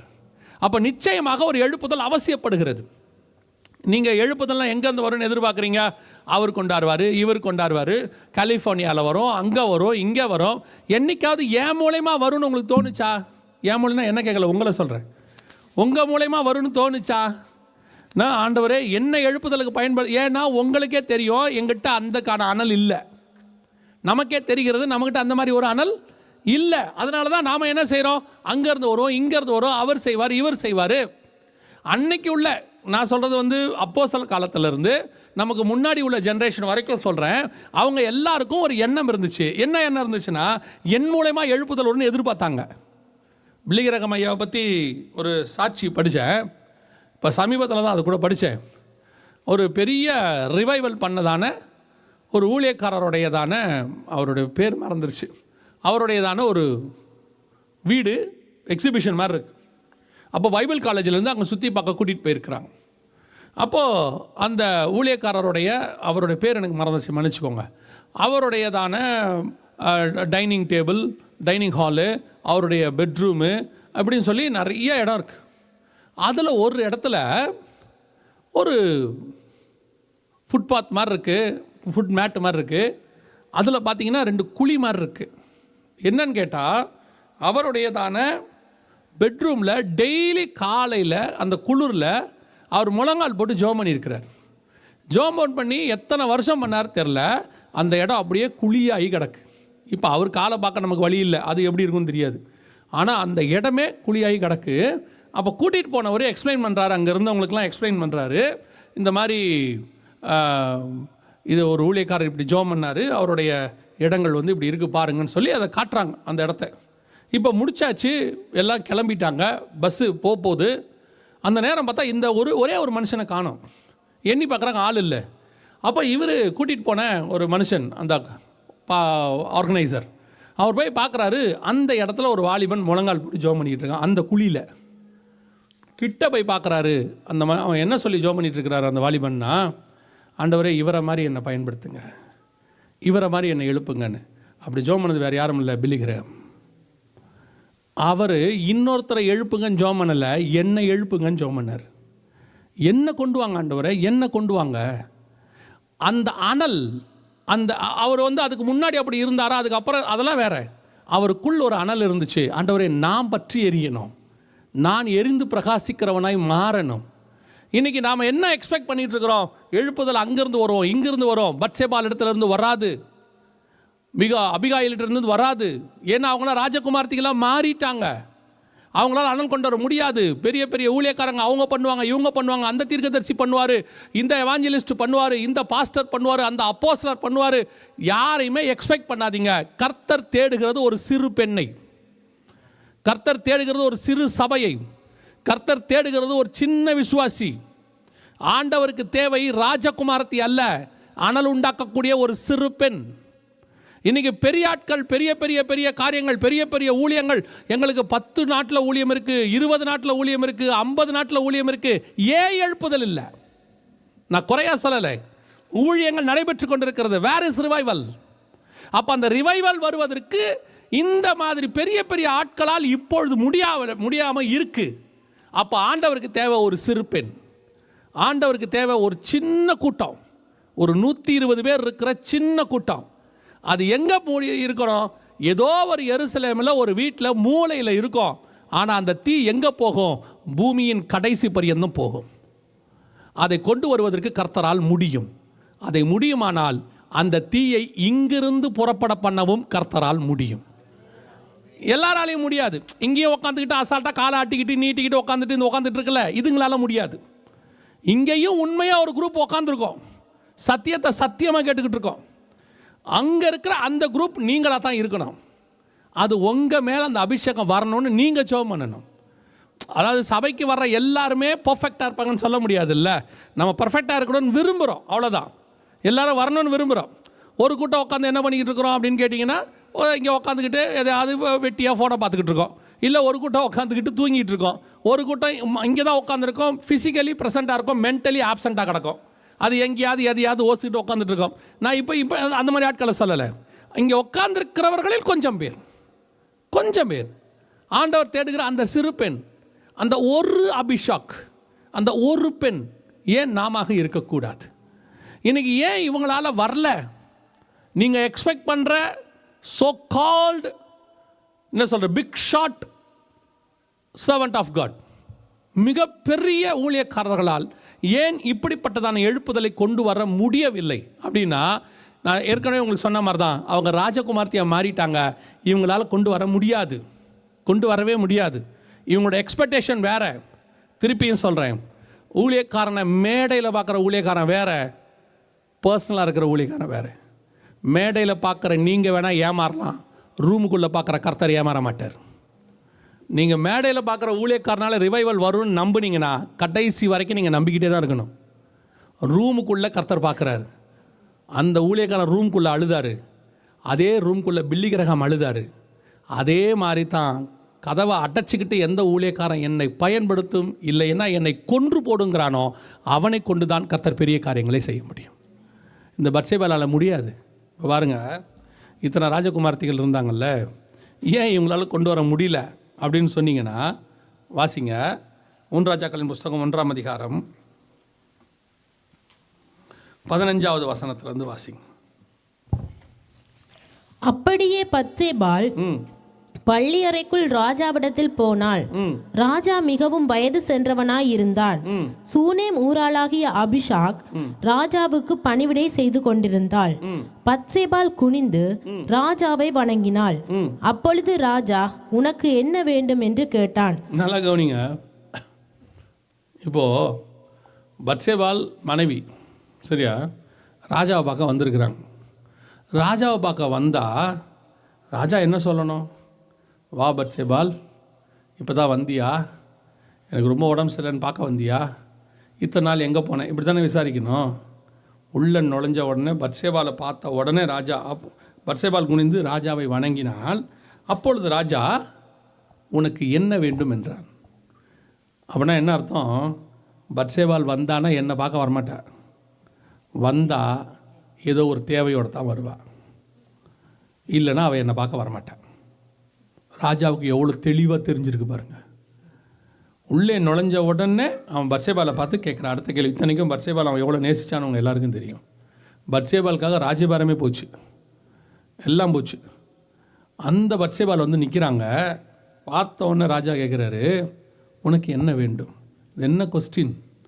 இப்போ திடீர்னு நீங்கள் உட்காந்து எழுதிட்டீங்க ஒரு ரூம்குள்ளே, திடீர்னு ஒய்ஃப் வராங்க, இப்போ எதுக்கு இங்கே வந்த அப்படின்னா உங்களுக்கு என்ன வரும்? கோவம். ஏன் வரக்கூடாதா? அடுத்த கேள்வி நம்ம சொல்லுவோம்ல, ஏன் நான் வரக்கூடாதா? அப்படி என்ன எனக்கு தெரியாமல் எழுதுறீங்க? நான் வந்தா என்ன? இல்லை, இப்போ நீ என்ன காரணத்துக்காக இங்கே வந்த அப்படின்னா இன்னும் உங்களுக்கு கோவம் வந்துடும். ஏன்னா நான் உங்களை பார்க்க வர்றது இயல்பு, சாதாரணம். அப்படி பார்க்க வந்தால் நீங்கள் அப்படி கேட்குறீங்களே சொல்லணும். இவர் கேட்குறாரு, உனக்கு என்ன வேணும்? ஏன் இப்போ வந்த? உனக்கு என்ன வேண்டும்? பத்சேபாளும் சும்மா பார்க்க வந்த ராஜா, நீங்கள் உடம்பு சரியில்லாமல் வந்தீங்க அப்படிலாம் இல்லவே இல்லை. அடுத்த வசனம். அதற்கு அவள், என் ஆண்டவனே, எனக்கு பின் குமாரனாகிய சாலமோன் ராஜாவாகி அவனே என் சிங்காசனத்தின் மேல் வீற்றிருப்பான் என்று நீர் உம்முடைய தேவனாகிய கர்த்தரை கொண்டு உமது அடியாளுக்கு ஆணையிட்டீரே. அப்போ அவங்களும் ரீசனோட தான் வந்திருக்காங்க. அவங்களும் ராஜாவை அனல் உண்டாக்க வரல, ராஜாவை பாசத்தோடு பார்க்க வரல, ராஜா எப்படி இருக்கார் ஏதா இருக்காருன்னு விசாரிக்க வரல. அவங்க வந்தது அவங்களுடைய தேவைக்காக வந்திருக்கிறாங்க, தான் பையனுடைய தேவைக்காக வந்திருக்கிறாங்க. இன்னைக்கு யாரால எழுப்புதல் வராது தெரியுமா? தேவன்கிட்ட ஏதாவது ஒரு தேவைக்காக வந்துக்கிட்டே இருக்கிறாங்கல்ல, தேவனை ஏதோ ஒரு தேவைக்காக தேடுறாங்கல்ல, அப்படிப்பட்டவர்களால் எழுப்புதல் வராது. அப்படிப்பட்டவர்களை கொண்டு எழுப்புதல் கொண்டு வர முடியாது. யாரை கொண்டு எழுப்புதல் கொண்டு வர முடியும் தெரியுமா? எந்த தேவையுமே இருக்கக்கூடாது. ஏன் பத்சேபாளால் அங்கனால் வரல? பத்சேபாள் தேவை இருந்தால் கர்த்தர்கிட்ட வருவாங்க. இன்றைக்கி ஆவிக்குரிய வாழ்க்கை எந்த நிலைமையில் இருக்குது? கர்த்தர்கிட்ட சர்ச்சுக்கு வர்றதுக்கு நோக்கம் என்ன? சபைக்குள்ளே நாம் நெருங்குவதற்கு, சபைக்குள்ளே வருவதற்கு, கர்த்தரை தேடுவதற்கு என்ன நோக்கம்? எத்தனை பேர் உண்மையாய் கர்த்தரை தேடி வரோம்? இங்கே கர்த்தர் மேல் உள்ள நேசத்தில் வரோம். நிறைய பேர் சபைக்கு இன்றைக்கி போகாட்டி பாஸ்டர் ஃபோன் பண்ணி கேட்பார், ஏன் வரல? அதுக்கு பேசாமல் போய் ஒரு 1/2 மணி நேரம் உட்காந்துட்டே வந்துடலாம். இன்னும் கொஞ்சம் பேர் சபைக்கு போனால் தான் பிள்ளைக்கு கல்யாணம் செஞ்சு வைக்க முடியும் எப்படியாவது. ஏன்னா சிலருக்கெல்லாம் ஒரே கனவு இருக்குது. என்ன கனவு இருக்குன்னா, பொண்ணுக்கோ பையனுக்கோ சர்ச்சில் வச்சு கல்யாணம் வச்சிடணும், அதுக்கு வச்சுருக்காங்க. இன்னும் கொஞ்சம் பேருக்கு சபைக்கு போனால் தான் கல்றையில் இடம் கிடைக்கும். இல்லைன்னா அப்படியே சொல்லுவாங்க, நல்லது கெட்டதுக்கு ஒரு சர்ச்சு வேணாமா? நல்லது கெட்டதுக்கு எதுக்கு சர்ச்சு? சர்ச்சு எதுக்கு? நல்லது கெட்டதுக்கு. நீங்கள் சர்ச்சை என்னவா மாற்றிட்டீங்க? நல்லது கெட்டது பண்ணி வைக்கிற இடமா மாற்றிட்டீங்க. அதாவது கல்யாணம் பண்ணி வைக்கிறவரும் அடக்காரதை நடத்துகிறவருமா மாற்றிட்டீங்க ஊழியக்காரரை. சபை எப்படி ஆயிடுச்சு? நல்லது கெட்டதுக்கான ஒரு இடம். இன்னும் கொஞ்சம் பேர் இருக்காங்க. ஒரு நாள் யூகேயில் வேலை செஞ்சுட்டு இருக்கும்போது ஒரு தம்பியை கேட்டேன். சண்டே அவன் சர்ச் போகல. நான் மறுநாள் சர்ச் போயிட்டு வந்து மண்டே அவனை கேட்டேன், நீ சர்ச்சு நேற்று போனியா? எஸ்டர்டே வந்துட்டு சர்ச் அப்படின்னு. அவன் சொன்னான், ஐய நான் குழந்தையும் இல்லை வயசானவங்களும் இல்லை, நான் ஏன் போகணுன்னு கேட்டான். I am not a kid, I am not a old man, why I want to go to church அப்படின்னா. அதாவது அவங்க ஊரில் குழந்தையா இருக்கும்போது சர்ச்சுக்கு போவாங்களாம். அத்தோடு எப்போ சர்ச்சுக்கு போவாங்க? வயசானால் சர்ச்சுக்கு போவாங்க. வேறு வழியில் வேறு டைம் போகாது பாஸ் பண்ணுறதுக்கு. இன்றைக்கி சபை அப்படிப்பட்ட இடமாய் மாறிவிட்டது. ஆண்டவர்கிட்ட வராங்கன்னாலே ஒன்று இந்த மாதிரி கூட்டம் வருது, இல்லை ஏதோ ஒரு தேவை, ஏதோ ஒரு ஜப குறிப்பு. எப்போவுமே ஒரு ஜப குறிப்பு கையில் வச்சுக்கிட்டே இருப்பாங்க. அந்த ஜப குறிப்பு அவங்க ஆண்டவர்கிட்ட வந்த நாள்லேருந்து அவங்க சாகிற வரைக்கும் ஏதாவது ஒரு ஜப குறிப்பு இருந்துகிட்டே இருக்கும். ஒரு சிலருக்குலாம் ஒரு நாள் கூட ஜப குறிப்பு இல்லாமல் நிம்மதியாக வரமாட்டாங்க. நீங்கள் சில ஆட்டெல்லாம் பேசி பாருங்கள், நம்ம ஆவியை அவங்க அணைச்சிருவாங்க. எப்படி இருக்கீங்க? ஏதோ இருக்கும். நம்மளே சந்தோஷமாக போயிருப்போம், நல்ல சாட்சி சொல்லலான்னு போயிருப்போம். நம்ம அவங்ககிட்ட பேச ஆரம்பிச்சோன்னா நம்ம அனல் அணைஞ்சு நம்ம ஒரு மாதிரி ஆகி அவனை மாதிரி நம்மளை மாற்றிடுவான் டிப்ரெஷனில். நீங்கள் போய் கேட்டு பாருங்கள், என்ன ஒரு மாதிரி இருக்கீங்க? ஆமாம், என்னத்தை அவன் கதை சொல்ல ஆரம்பிச்சோன்னா நமக்கு ஒரு பயம் வந்துடும். எதிர்காலத்தில் நம்ம நிலைமையும் இப்படி தான் வந்துடுமோ? உண்மையிலே நம்ம சந்தோஷமாக தான் போயிருப்போம். சில ஆட்கள்கிட்ட பேசினாலே நம்ம ஆவியை அணைஞ்சு போயிடும். ஒரு சிலர்லாம் சர்ச்சுக்கு வரும்போதே பைபிளில் ஜப குறிப்பு எழுதி வச்சுருப்பாங்க. வந்த உடனே பைபிளை பிரித்து முழங்கால் போட்டு அழ ஆரம்பித்தாங்கன்னா ஆராதனை முடிகிற வரைக்கும் அழுவாங்க. எப்போ வரைக்கும் அழுவாங்க? அவங்க சாகிற வரைக்கும் அழுவாங்க. ஃபஸ்ட்டு வருவாங்க, முதல்ல ஒரு ஜப குறிப்போடு வருவாங்க. எப்படியாவது என் பொண்ணுக்கு கல்யாணம் ஆகிடணும் அப்படின்னு வருவாங்க. அப்புறம் பொண்ணுக்கு கல்யாணம் ஆகிடும். அப்புறம் ஜெபம் பண்ணுவாங்க, எப்படியாவது எனக்கு பொண்ணுக்கு நல்ல குழந்தை பிறக்கணும். கல்யாணம் ஆகி 3 மாதம் ஆச்சு, ஒன்றுத்தையும் காணும். இப்போ என்னமோ ரொம்ப குறைவாக இருக்கிற மாதிரி. ஒரு 6 மாதம் கழித்து வந்தால் தான் என்னவா இப்போ உடனே ஒன்றுத்தையும் காணும் அப்படின்னு. அப்புறம் குழந்தை பிறந்துடும். அப்புறம் குழந்தை பிறந்தோடனே குழந்தை பிறந்து 1 வயசு ஆச்சு, அது பேசவே இல்லை. அதுக்கு நல்லா ஆண்டவர் வாய் கொடுக்கும்படி அப்புறம் நல்லா பேசுவோம். அப்புறம் நம்ம போகும்போதெல்லாம் சொல்கிறது, ரொம்ப பேசுகிறான் பாஸ்டர், நீங்கள் தானே ஜெபம் பண்ணீங்க. அப்புறம் கொஞ்ச நாள் கழிச்சு என் மருமகனுக்கு ஒரு நல்ல வேலை கிடைக்கல, இருக்கிறத வச்சு என் பொண்ணு மருமகளும் கஷ்டத்தோடு இருக்காங்க. அப்படியே மைனரில் பேசுறது. அப்புறம் அது கொஞ்சம் வேலை கிடச்சி ஒரு நல்ல ஆன உடனே ரொம்ப நாளாக என் பிள்ளைங்க வாடகை வீட்டில் கஷ்டப்படுது, அதுகளுக்கு ஒரு சொந்த வீடு இருந்துச்சுன்னா பார்த்துட்டு கண்ணை மூடிடுவேன். இது மூடவே மூடாது. சொந்த வீடு கிடச்சவொன்னே என்ன பண்ணுவாங்க?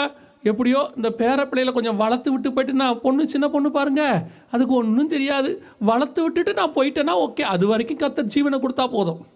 வளர்த்து விட்டவொன்னே போகணும்னு நினைக்கிறீங்க?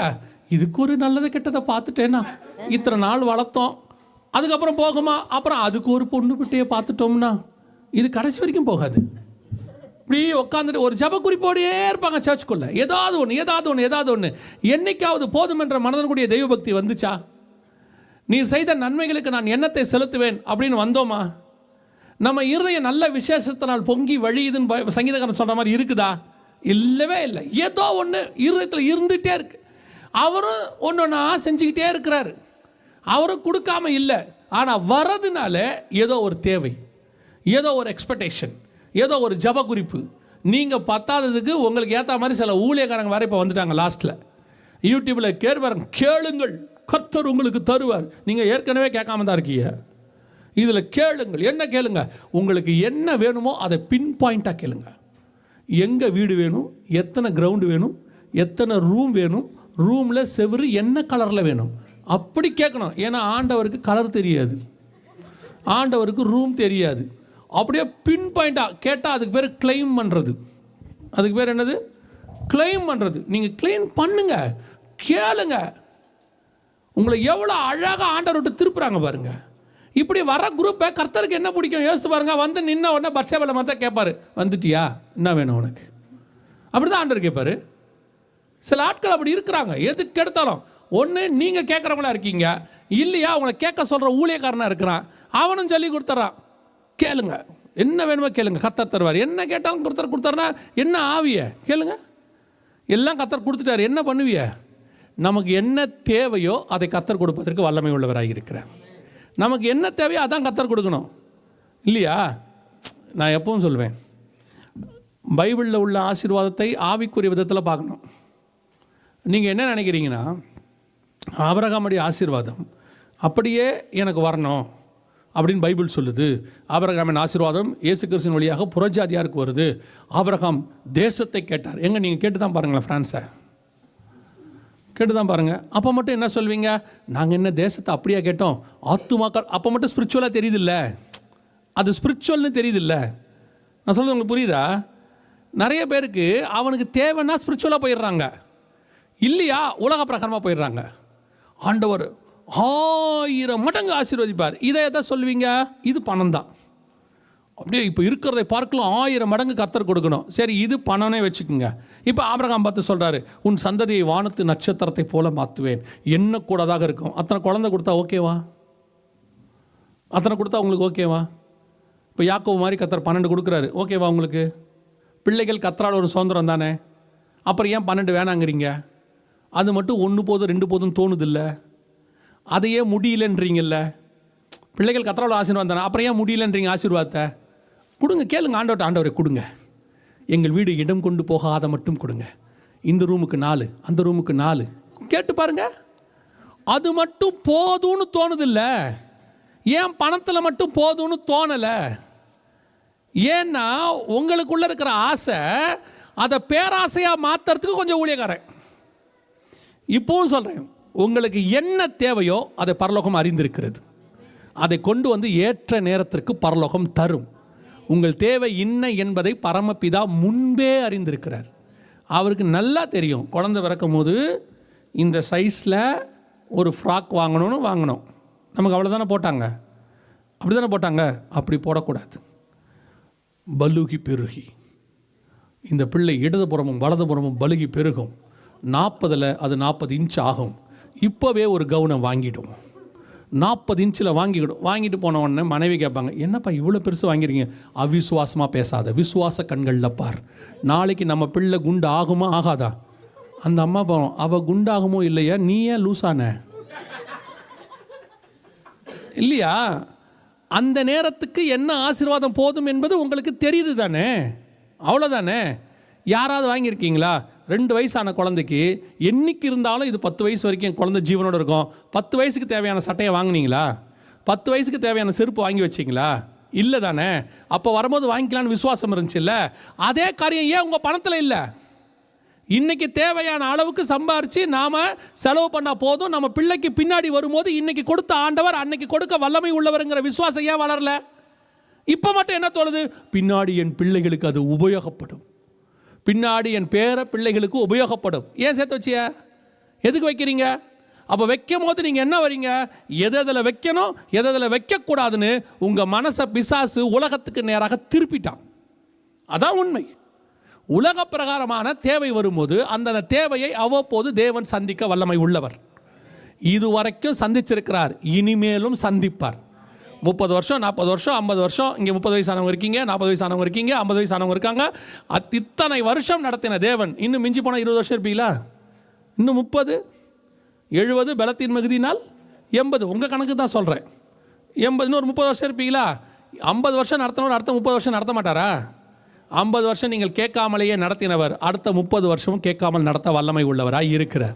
நீங்கள் பயப்படுறீங்க பார்த்தீங்களா, அதுதான் உங்களுக்கு நேரிடுகிறது. பைபிள் சொல்லுது, நான் பயந்தது எனக்கு நேரிட்டது. நீங்கள் ஏன் ஆண்டவர்கிட்ட இந்த விதமான நோக்கத்தோடு மாறிட்டீங்கன்றது அப்போ முக்கியம். கர்த்தர்கிட்ட வரும்போது ஆனந்த சத்தத்தோடு வரணும். வாருங்கள் ஆலயத்துக்கு போவோம் என்ற போது நான் மிகுந்த மனமகிழ்ச்சியாய் வரணும். கர்த்தர் செய்த நன்மைகளுக்கு எண்ணத்தை செலுத்துவேன்னு உள்ளே வரணும். கர்த்தருடைய சமூகத்துக்கு நான் வரும்போது சந்தோஷமாக கம்பீரமாக வரணும். எப்போ பார்த்தாலும் ஏதோ ஒரு தேவையோட, ஏதோ ஒரு விண்ணப்பத்தோடு கூட, ஏதோ ஒரு வேண்டுதலோடு கூட. இப்போவும் சொல்கிறேன், உங்களுக்கு வர்றதுக்கு முன்னாடியே தேவனுக்கு தெரியும். அதை தீர்க்கிற வழியும் கர்த்தருக்கு தெரியும். ஆண்டவர் ஒரு நாளும் உங்களை என்னையும் கைவிடுவதற்காக அழைக்கவில்லை, உங்களை என்னையும் கொல்லுவதற்காகவும் அழைக்கவில்லை. நடுவில் சில வனாந்தரம் வரும், நடுவில் சில யோர்தான் வரும், நடுவில் சில பிரச்சனைகள். பார்வோன் வருவான், பார்வோன் செத்து போவான், வனாந்தரம் கடந்து போவோம், யோர்தான் பின்னிட்டு போவோம், நாம் மட்டும் பாலும் தேனும் ஓடுகிற தேசத்துக்கு பத்திரமாய் போவோம். இந்த விசுவாசம் உங்களுக்கு வந்துட்டா போதும். யார் எந்த வனாந்தரத்தில் செத்து போனாங்க? கர்த்தரை நம்பாமல் செத்தவன் தான் இருந்தான். நம்பினா அத்தனை பேரும் போய் சேர்ந்துட்டான். எவன் கர்த்தரை அவிசுவாசமாக பார்த்தானோ அவன் தான் செத்தான். விசுவாசித்தவன் போய் சேர்ந்துட்டான். இன்றைக்கி நமக்கு அவிசுவாசம், என்ன நடக்குமா, எது நடக்குமா, இது ஆகுமா, இது ஆகாதா?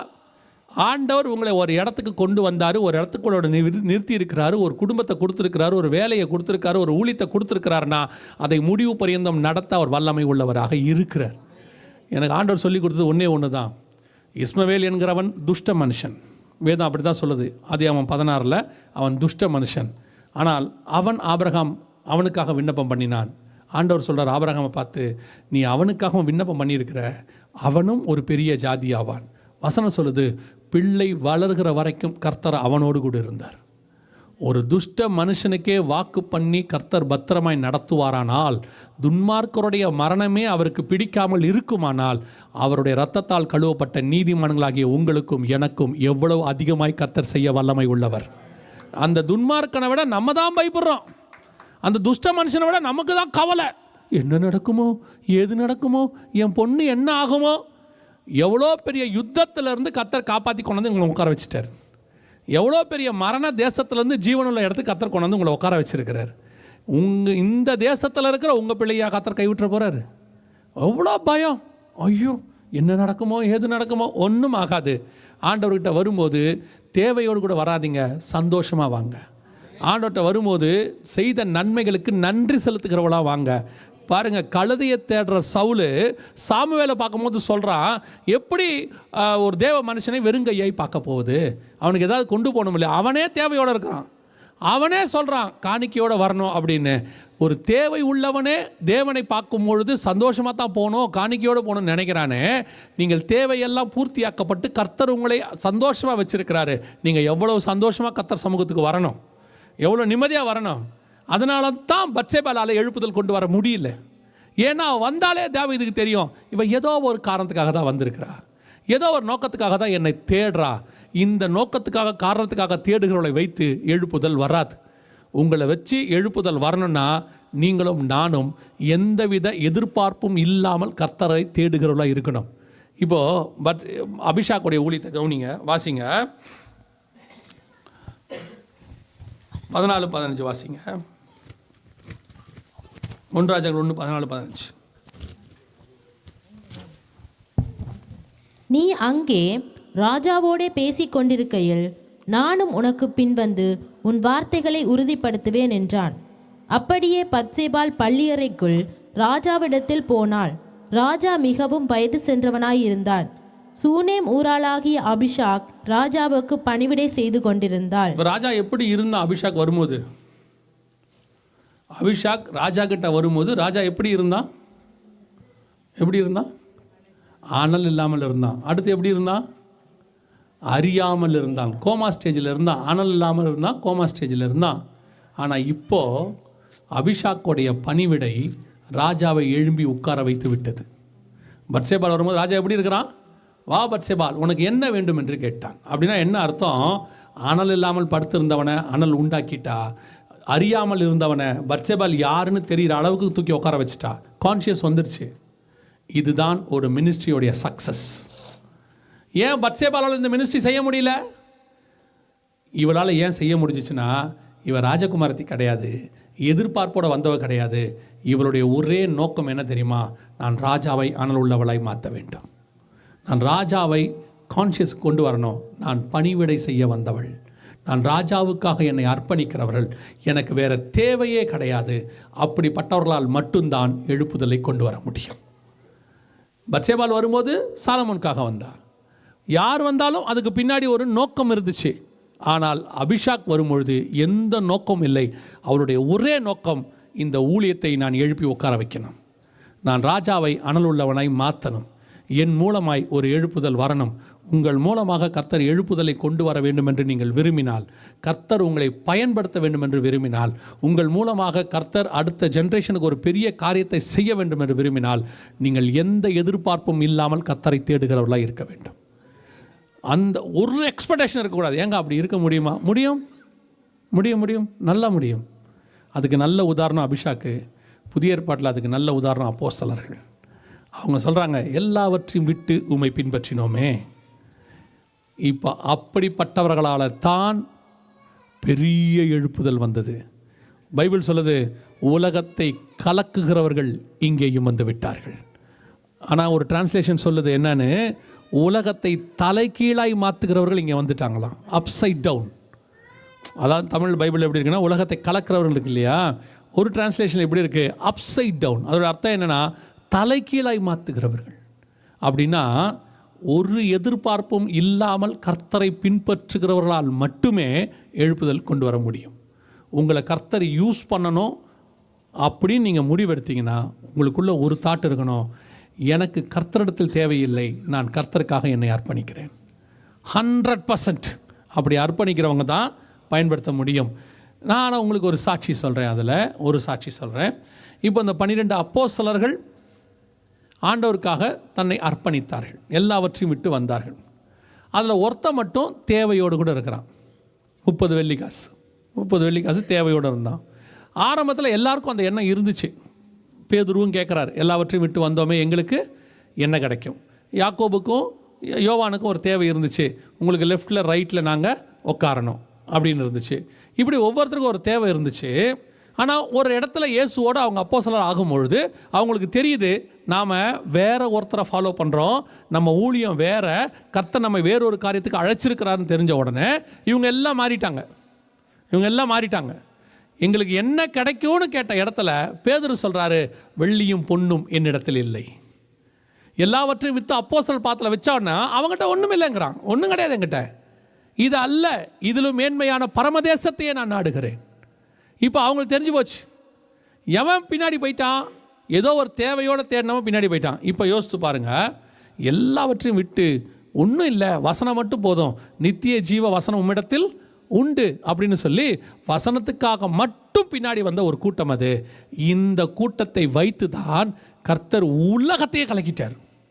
உலகமே 2000 வருஷம் இன்னைய வரைக்கும் கிறிஸ்தவம் இருக்குன்னா இதுக்கு இந்த 12 பேர் தான் காரணம். யூதாஸுக்கு பதிலாக நீங்கள் பவுலை சேர்த்துக்கோங்க.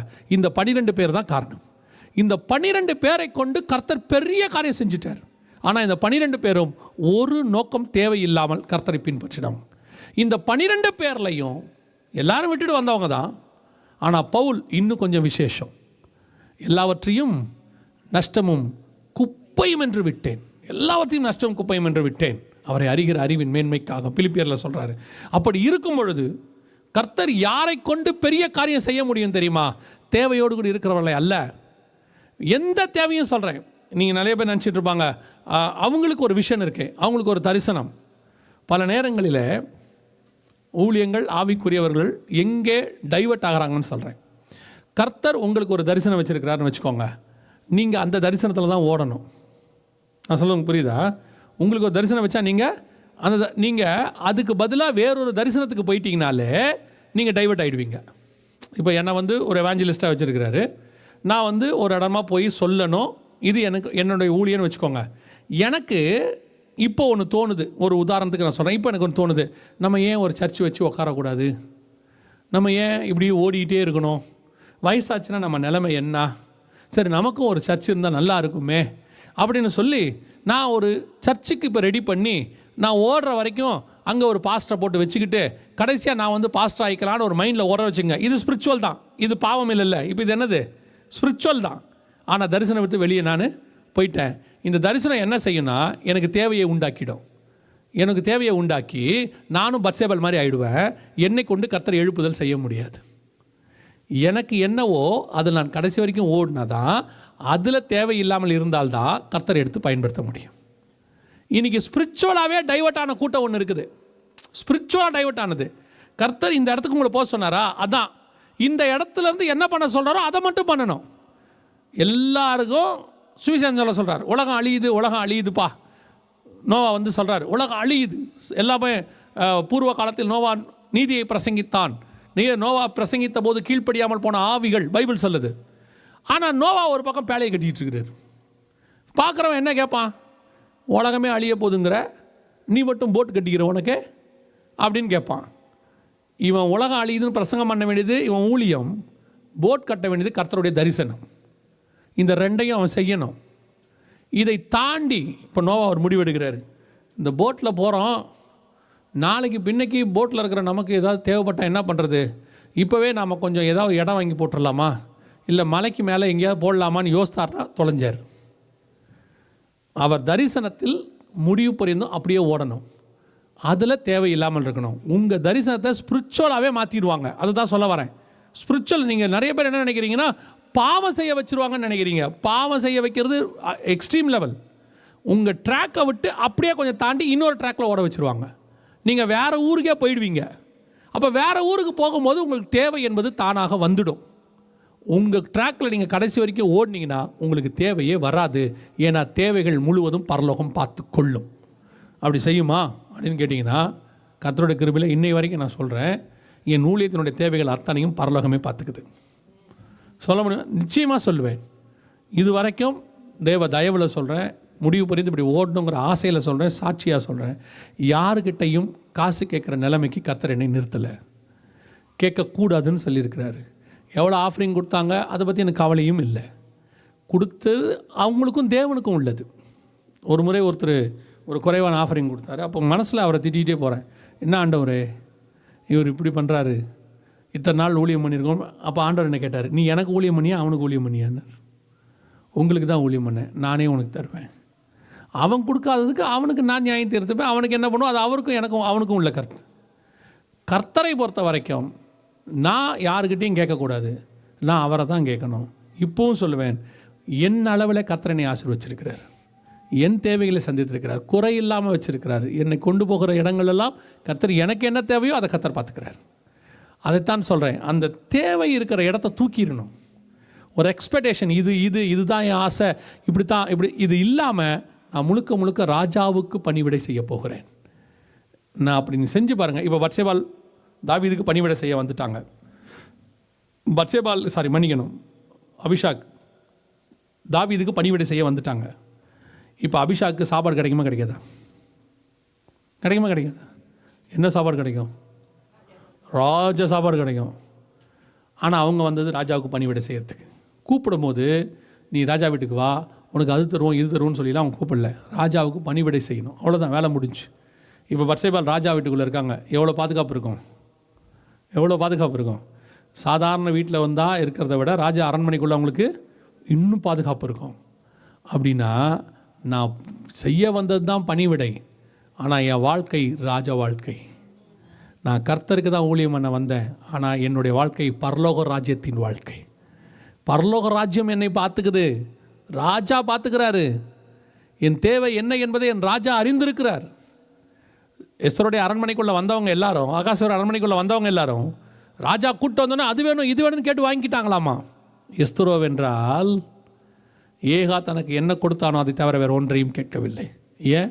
எஸ்தருக்கு தெரியும், நான் ராஜகுமார்த்தி ஆகிட்டேன்னா இந்த அரண்மனையே எனக்கு தான். நான் ராஜகுமாரி ஆகிட்டேன்னா இந்த அரண்மனையோட மொத்த ஆளுகையும் என் கைக்கு வந்துடும். நான் ஏன் போய் அதில் இருக்கிற 1-2 கேட்கணும்? இப்போது இவளுக்கு தெரியும், அபிஷாக்குக்கு தெரியும், நான் ராஜாவுக்கு பணிவிடை செய்ய வந்தவள், நான் ஏன் அதை இதன் கேட்கணும்?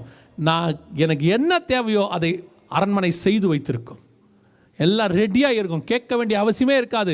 நான் நினைப்பதற்கும் வாஞ்சிப்பதற்கும் மேலாய் செய்கிறவர். அவள் என்ன அந்த அபிஷாக்கை தேடி பாருங்கள், சூனை முரளை அபிஷாக். அவள் ஊரில் அவளுக்கு என்ன பெரிய கற்பனை இருந்திருக்கும்? அவள் அளவுக்கு ஒரு கற்பனை இருந்திருக்கும், அவ்வளோதான். ஆனால் ராஜ வாழ்க்கை அமையும்னு யோசிச்சிருப்பாளா? ஆனால் திடீர்னு ஒரு ஆஃபர் வந்துச்சு, அவள் அந்த ஆஃபரை ஏற்றுக்கொண்டா, அழைப்பு வந்துச்சு, அந்த அழைப்புக்கு அவள் கீழ்ப்படிந்தால் ராஜ வாழ்க்கை அவளுக்கு கிடைத்தது. இப்போவும் சொல்கிறேன், நான் சொல்கிறது பரலோக ராஜ வாழ்க்கை. நீங்கள் பூமிக்குரிய ராஜ வாழ்க்கையை சொல்லாதீங்க, இது ஒன்றும் இல்லை, இது உதவாக்கறேன், ஒரு நாள் அழிந்து போகும். இன்றைக்கி ஆசீர்வாதம் என்று எனப்படுவது நாளைக்கு அதுவே உங்களுக்கு தொல்லையாய் மாறும். கார் வாங்கும்போது ஆசீர்வாதம் தானே?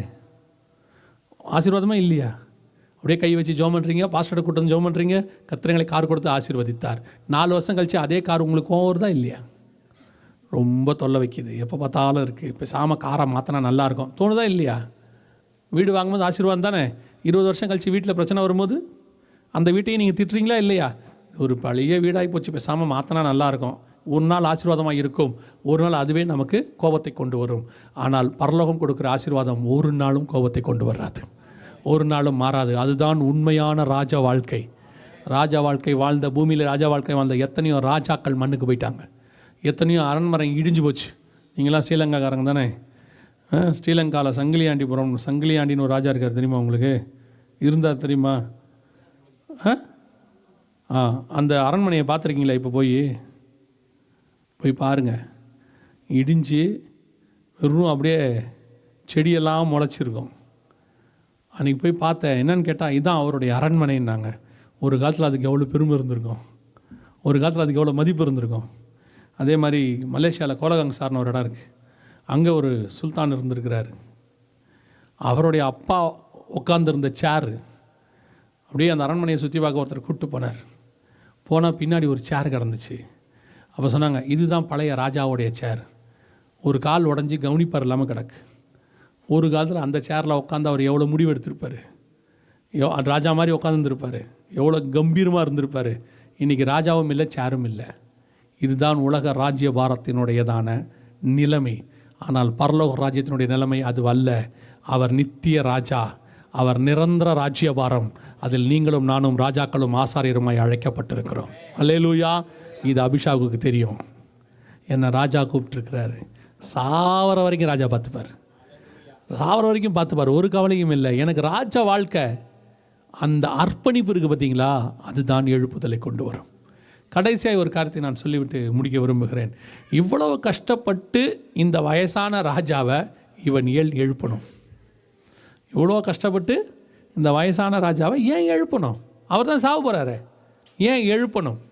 வாசிங்க, முடிக்கலாம். 1 ராஜாக்களின் புஸ்தகம் 1ஆம் அதிகாரம், 1 ராஜாக்களின் புஸ்தகம் 1ஆம் அதிகாரம் 28-29 வாசிங்க. அப்பொழுது தாவீது ராஜா பிரதியுத்தரமாக பத்சேபாளை என்னிடத்தில் வரவழையுங்கள் என்றார். இல்லை, 27லேருந்து வாசிங்கம்மா. சாரி, 27லேருந்து வாசி. ராஜாவாகிய ஆண்டவனுக்கு பின் தமது சிங்காசனத்தில் வீற்றிருப்பவன் இவன்தான் என்று நீர் உமது அடியானுக்கு தெரிவிக்காதிருக்கையில் இந்த காரியம் ராஜாவாகிய ஆண்டவன் கட்டளையால் நடந்திருக்குமோ என்றார். அப்படின்னா என்ன அர்த்தம்? தாவீது அடுத்து ராஜா யாருன்னு சொல்லாமல் என்ன பண்ணிட்டார்? ஆனல் இல்லாமல் படுத்துட்டார், கோமா ஸ்டேஜுக்கு போயிட்டார். இப்போ தாவீது கோமா ஸ்டேஜில் படுத்துட்டாருன்னு தெரிஞ்ச உடனே அடுத்து ஒரு ராஜா எழும்பிட்டான். யார் எழும்பினது? அத்தோனியா. வாசிங்க 5வது வசனம், 1 ராஜாக்கள் 1:5. ஆகீத்துக்கு பிறந்த அதோனியா என்பவன் நான் ராஜா ஆவேன் என்று சொல்லி தன்னைத்தான் உயர்த்தி தனக்கு ரதங்களையும் குதிரை வீரரையும் தனக்கு முன் ஓடும் 50 காலாட்களையும் சம்பாதித்தான். அப்போ வேற ஒருத்தன் எழும்பிட்டான். என்னவா எழும்பிட்டான்? ராஜாவாக எழும்பிட்டான். இப்போ தாவீது எழுந்திருச்சா மட்டும்தான் அடுத்து சாலமோன் ராஜாவாக முடியும். தாவீது எழும்பல, அத்தோனியா ராஜாவாயிடுவான். அத்தோனியா ராஜாவானா கதை முடிஞ்சு. சாலமோன் தான் ராஜாவாக மாறணும். ஏன்னா அவன் மேலே தான் கர்த்தருடைய திட்டம் இருக்குது. ஏன்னா அவன் எதிதியா, அவனுக்கு ஆண்டவர் வச்ச பேர் என்னது? எதிதியா, யெகோவாவின் மகன் அர்த்தம். காட்ஸ் பிளான் அவன் மேலே இருக்குது. இப்போ காட்ஸ் பிளான் அவன் மேலே இருந்தாலும் அதை நடப்பிக்கிறதுக்கு தாவீது எழும்பிக்கணும். தாவீது எழுந்திருச்சு ஒரு வார்த்தை சொல்லணும், சாலமோன் தான் ராஜாவாக இருப்பான். இது சொல்லிட்டா போதும், எழுந்திருச்சு இந்த ஒரு வார்த்தை சொல்லிட்டா போதும், அதுக்கப்புறம் எல்லா தலைகீழும் மாறிடும். அவ்வளோதான். அப்படியானால் தாவீது படுத்திருப்பது, அவன் அனல்லாமல் படுத்திருப்பது அவனுக்கு நஷ்டம் அல்ல, அடுத்த தலைமுறைக்கு நஷ்டம். இவன் எழுந்திருச்சாதான் அடுத்த தலைமுறை ராஜாவாக மாறும். உங்களையும் என்னையும் ஏன் இவ்வளோ கஷ்டப்பட்டு ஆண்டவர் எழுப்ப விரும்புகிறார் தெரியுமா? 2000 வருஷமாக ஒவ்வொரு ஜென்ரேஷனாக அடுத்த தலைமுறையை எழுப்பி எழுப்பி எழுப்பி தான் இந்த சுவிசேஷம் இங்கே வந்திருக்குது, நம்ம இடத்துக்கு வந்திருக்குது. அப்படி ஆண்டவர் போன ஜென்ரேஷனில் ஒரு ஆளை எழுப்பாவிட்டால் இங்கே சபை இருக்காது. இப்போ பாஸ்டர் வரும்போது சாட்சி சொன்னார். அவர் எவாஞ்சலிஸ்டாக மிஷினரியாக அவர் அங்கே பாரிஸில் இருந்திருக்கிற ஒரு காலகட்டம். இப்போ கர்த்தர் அவர் எங்கே போக சொல்கிறாரு? தலோஸ்க்கு போக சொல்கிறாரு. இப்போ அவர் சொல்லி இங்கே வந்ததுனால இவ்வளோ பேர் இருக்காங்க இல்லையா? அப்போ இந்த ஜென்ரேஷன் எழும்புறதுக்கு ஒரு மனுஷன் அங்கேருந்து வர வேண்டி இருக்கு. இப்படி ஒவ்வொரு ஜென்ரேஷனாக எந்த காலத்திலேருந்து? இயேசு காலத்திலேருந்து, இயேசு கிறிஸ்துக்கு அப்புறம் அப்போஸ்தலர்கள், அப்போஸ்தலருக்கு அப்புறம் அடுத்த ஜென்ரேஷன். இப்போது ஒரு உதாரணத்துக்கு சொல்கிறேன், பவுலுக்கு அப்புறம் தீமோத்தேயு, தீத்து, இவங்களாம் எழும்புறாங்க. அப்புறம் அவங்களுக்கு அப்புறம் அடுத்தடுத்த ஜென்ரேஷன். இப்படி வந்து வந்து வந்து இன்றைக்கி நம்ம ஜென்ரேஷன் வரைக்கும் வந்துடுச்சு. இப்போ எல்லாரும் சொல்கிறது என்ன? அடுத்த ஜென்ரேஷன் என்ன ஆகும்? இப்போவே இவ்வளோ மோசமாக இருக்குது. எல்லாரும் சொல்கிற வார்த்தை, இப்போவே தேசம் இவ்வளோ மோசமாக இருக்குது. இப்போ நம்ம பிள்ளைகள்லாம் அடுத்த ஜென்ரேஷன் என்ன ஆவாங்க? அப்போ உங்களுக்கே தெரியுது அத்தோனியா ராஜாவாகிற நிலைமையில் இருக்குது. இப்போ யார் யாரோ ராஜாவாகிற நிலைமையில் இருக்குது. அப்போ தேவனுடைய திட்டப்படி இருக்கிறவங்க ராஜாவாகணும்னா தாவீது எழும்பணும். தாவீது எழும்பணும்னா அபிஷாக் அனல் உண்டாக்க வேண்டும். அப்போ நாம் அந்த சிறு பெண், சிறு சர்ச், அந்த ஒரு ஆள் நீங்கள் எழும்பினால் மட்டும்தான் அடுத்த ஜென்ரேஷன் ராஜாவாக மாறும். அப்போ எழுப்புதல் எதற்காக? ஏதோ சும்மா எழுப்புதல் எழுப்புதல்னு சொல்கிறதுக்காக எழுப்புதல் அல்ல, அதற்காக எழுப்புதல் அல்ல. எழுப்புதல் எதற்காக? அடுத்த தலைமுறைக்காக. அன்னைக்கு ஒரு ஒரு மேல் வீட்டு அறையில் நம்ம சொல்கிறோம் 2ஆம் அதிகாரத்தில் அப்போஸ்தலர் நடவடிக்கைகளில், அங்கே ஏற்பட்டதான எழுப்புதல் 2000 வருஷம் ஓடிச்சு. அடுத்து 1906 அசுசா ஸ்ட்ரீட்டில் ஏற்பட்ட எழுப்புதல் இன்னைய வரைக்கும் ஓடிக்கிட்டு இருக்குது. இப்போ இங்கே எழுப்புகிற எழுப்புதல் கிறிஸ்து வர்ற வரைக்கும் ஓடணும். அப்போ நீங்களும் நானும் அதற்காகத்தான் அழைக்கப்பட்டிருக்கிறோம். ஏதோ உட்காந்து கதை கேட்குற மாதிரி கேட்குறீங்களான்னு தெரியல, ஏதோ உட்காந்து செய்தி கேட்குற மாதிரி கேட்குறீங்களான்னு தெரியல. ஏன்னா எத்தனை பேருக்குள்ளே இந்த விதை முளைக்க போதுன்னு எனக்கு தெரியாது. என்னுடைய வேலை தண்ணி மேலே விதையை போடுறது. அது நீடித்த நாட்களுக்கு பிறகு முளைக்கும்ன்றது கர்த்தர் அறிவார். அவர் ஒருத்தர் நடனம், ஒருத்தர் நீர் பாய்ச்சணும், ஒருத்தர் விளைய செய்வார். என் வேலை ஒன்று, அதை நான் செஞ்சுக்கிட்டு இருக்கிறேன். உங்களுக்குள்ளே எத்தனை பேருக்குள்ளே இந்த வசனம் ஊடுருவதுங்கிறது ஆவியானவருக்கு தெரியும், உங்களுக்கும் தெரியும். ஆனால் ஒன்று, கதை கேட்டு மாதிரி போன மாதிரி போனீங்கன்னா நஷ்டம் உங்களுக்கு தான். கர்த்தர் ஒரு கூட்டத்தை தேடுகிறார். நான் எப்பவும் சொல்லுவேன், எவனாகிலும் உண்டோ என் காரியமாக யார் போவார்? கர்த்தர் எதிர்பார்த்து காத்துக்கிட்டே இருப்பார். அப்படி போகிற ஆள் கிடைச்சா கர்த்தர் அவனை சர்வ ஆயுதத்தோடு அனுப்பி வைப்பார். எனக்கு எப்பவுமே தெரியும், அறுப்பு மிகுதி ஆட்கள் குறைவு, அதான் பைபிள் சொல்லுது. அப்போ ஆட்கள் கிடைச்சா பரலோகம் எல்லா விதமான அருவாளையும் கொடுத்துரும் வெட்டுறதுக்கு. நான் சொல்கிறது அருவாள்ன்றது அறுப்புக்கு ஆண்டவர் கொடுத்துருவார். ஒரு எம்என்சி கம்பெனிக்காரங்களாம் இன்றைக்கி பாருங்கள், எம்என்சினா மல்டிநேஷனல் கம்பெனிக்காரங்க, அவங்கள பாருங்கள், நல்ல இன்ஜினியர்ஸ் கிடச்சிட்டாங்கன்னா அவங்களே வீட்டுக்கு வண்டி விட்டு கூப்பிட்டுக்கிறாங்க. அது மட்டும் இல்லை, வர்ற இடத்துல அவங்களே டிஃபன் காஃபிலாம் கொடுத்துட்றாங்க, சாப்பாடெல்லாம் கொடுத்துட்றாங்க, நல்லா பார்த்துக்கிறாங்க, நல்ல சம்பளம் கொடுக்குறாங்க, திருப்பி பத்திரமா அவங்க வீட்டில் விட்டுறாங்க. ஏன்? அவங்களுக்கு தேவையான ஒரு ஆள் கிடச்சிட்டானா பத்திரமா அவங்க பார்த்துக்கிறாங்க. ஒரு உலக பிரகாரமான கம்பெனியை அவ்வளோ பத்திரமா பார்த்துக்கோன்னா பரலோகத்தின் தேவன் இன்னும் பத்திரமாய் பாதுகாக்க வல்லமை உள்ளவராக இருக்கிறார். அப்போ அடுத்த ஜென்ரேஷன் எழுப்புவதுக்கு தான் கர்த்தர் உங்களை எண்ணி கூப்பிட்டுருக்கிறார். நீங்கள் எழும்புவது உங்களுக்காக அல்ல, அடுத்த தலைமுறைக்காக. அடுத்த தலைமுறை இன்னும் அதிகமாக இருக்கணும். அடுத்து சாலமோன் வரணும். தாவீதை விட சாலமோன் சாம்ராஜ்யம் அமைதி வாய்ந்ததாக இருக்கும், சமாதானமாக இருக்கும். அப்படி ஒரு சாம்ராஜ்யத்தை எழுப்புவதற்கு இன்னைக்கு ஒரு அபிஷாக் தேவை. அபிஷாக் இல்லாமல் இந்த காரியம் நடைபெறாது. ஏங்க, தாவீதுக்கு அப்புறம் சாலமோன் படித்து பாருங்கள். தாவீது ஊரியாவின் மனைவியிடத்தில் சாலமோனை பெற்றான், அப்படி தான் இருக்கும். நடுவில் அபிஷாக் வந்துட்டு போனான்னு இருக்காது. ஒருவேளை நம்முடைய ஊழியம் உலகத்துக்கு தெரியாமல் கூட இருக்கட்டும், நாம் யார் என்பது கூட தெரியாமல் இருக்கட்டும். நம்ம எல்லாருக்கும் பில்லிகிரகம் ஐயாவை தெரியும் தானே? தெரியுமா தெரியாதா? பில்லிகிரகமுக்கு சுவிசேஷம் சொன்னது யார்? யார் சொன்னது? எனக்கும் தெரியாது. இப்போ அதனால் அவங்களுக்கு நஷ்டமா? பரலோகத்தில் அவங்களுக்கு வந்து கம்மியாகிட போதா? பில்லிகிரகம் கிடைக்கிற ஊழியத்தில் அவங்களுக்கும் ஒரு பங்கு போகும். ஏன்னா இவ்வளோ பெரிய ஊழியக்காரனை கர்த்தர்கள் நடத்தியிருக்கிறாங்க பாருங்கள், இல்லையா? நமக்கு பேர் வெளியே தெரியுதா தெரியலையாங்கிற அவசியமே இல்லை. என் சர்ச்சு வெளியே தெரியுமா தெரியாதாங்கிற அவசியம் நமக்கு தேவையே இல்லை. நான் ஒழுங்காக ஊழியம் பண்ணி முடித்தேனாங்கிறது தான் முக்கியம். நான் ஒழுங்காக கர்த்தருடைய வாழ்க்கையை வாழ்ந்து முடித்தேனா, சொல்ல வேண்டிய வேலையை, சொல்ல வேண்டிய வார்த்தையை சரியாக சொல்லிட்டேனா, எனக்கு கொடுக்கப்பட்ட காரியங்களை கர்த்தருக்குள் சரியாய் செய்து முடித்தேனா, இதைத்தான் கர்த்தர் எக்ஸ்பெக்ட் பண்ணுறார். அப்படி ஒரு கூட்டத்தை எழுப்புவதுக்கு தான் கர்த்தர் விரும்புகிறார். அது இங்கே இருக்கக்கூடிய இந்த 25, 30, 40 பேராக இருக்கட்டும், ஆனால் உங்களுக்குள்ளாக இருந்து அப்படிப்பட்ட ஒரு அபிஷாக்கை கர்த்தர் தேடுகிறார். ஒரு சிறு பெண், உங்ககிட்ட என்ன குவாலிஃபிகேஷன் அவசியமே இல்லை கர்த்தருக்கு. அபிஷாக் எனக்கு ரொம்ப அதில் ஒரே ஒரு காரியம் சொல்லிட்டு முடிக்கிறேங்க. நீங்கள் அந்த அபிஷாக் கிட்டறதுக்கு ஒரு பெரிய விஷயம் என்னென்னா, அவங்க என்ன தேடினாங்களாம், அந்த வசனத்தை மட்டும் வாசிட்டு முடிக்கலாம். 3வது வசனம் வாசிங்க. இஸ்ரவேலின் எல்லையெல்லாம் அழகான ஒரு பெண்ணை தேடி அபிஷாகை கண்டு அவளை ராஜாவிடத்தில் கொண்டு வந்தார்கள். அந்த பெண் வெகு அழகா இருந்தாள். இவங்க தேடினது யாரு? அழகான பெண். அவ தேடினதை விட அதிக குவாலிஃபிகேஷன். இவங்க தேடினது அழகு, அவ வெகு அழகு. இவங்க எக்ஸ்பெக்ட் பண்ணதை விட அவளுக்கு குவாலிஃபிகேஷன் அதிகமாக இருக்குது. அவ்வளோதான். இவ்வளோ குவாலிஃபிகேஷன் இருந்துச்சு, அவள் அதை பற்றிலாம் கவலையே படலை. நான் ரொம்ப அழகாக இருக்கேன், அதெல்லாம் இல்லை. ஐ committed my life to the king. அவ்வளோதான். என் வாழ்க்கையை நான் ராஜாவுக்கு ஒப்படைக்கிறேன், என் வாழ்க்கையை நான் கர்த்தருக்கு ஒப்படைக்கிறேன். நீங்கள் என்ன குவாலிஃபிகேஷன், எவ்வளோ பெரிய காரியம், அதெல்லாம் ஆண்டவருக்கு தேவையே இல்லை. கமிட்மெண்ட். நான் ஆண்டவர்கிட்ட எப்போவும் சொல்லுவேன், டேலண்டானவன் கர்த்தருக்கு தேவையாங்கிறது முக்கியம் இல்லை, ஒபீடியன்ட் ஆனவன் தான் கர்த்தருக்கு தேவை. நீங்கள் ஒபீடியண்ட்டாக இருந்தால் கர்த்தர் டேலண்ட்டாக மாற்றிடுவார். ஆனால் டேலண்டானவனாக இருந்து ஒபீடியன்ஸ் இல்லைன்னு வச்சுங்க, கஷ்டம். கீழ்ப்படிதல் தான் கர்த்தரை எதிர்பார்க்கறது. கீழ்ப்படிதல் நீங்கள் வந்துட்டீங்கன்னா, குறைவுள்ளவனாக இருந்தாலும் உங்களை நிறைவாய் கர்த்தர் மாற்றிடுவார். ஆடு மேய்க்கிறவனை ராஜாவாய் மாற்ற கர்த்தரால் முடியும், அவன் கீழ்ப்படிதல் உள்ளவன். ஆனால் நீங்கள் கீழ்ப்படியாத ராஜாவாக சவுலாக இருந்தீங்கன்னா ஒன்றுமே செய்ய முடியாது. உங்கள்கிட்ட எவ்வளோ டேலண்ட்டாக இருந்தாலும் உங்களால் கோலியத்தை ஜெயிக்க முடியாது. அப்போ கர்த்தருக்கு தேவை தன்னை அர்ப்பணிக்கிற ஒரு ஆள், கமிட் பண்ணுகிற ஒரு ஆள்.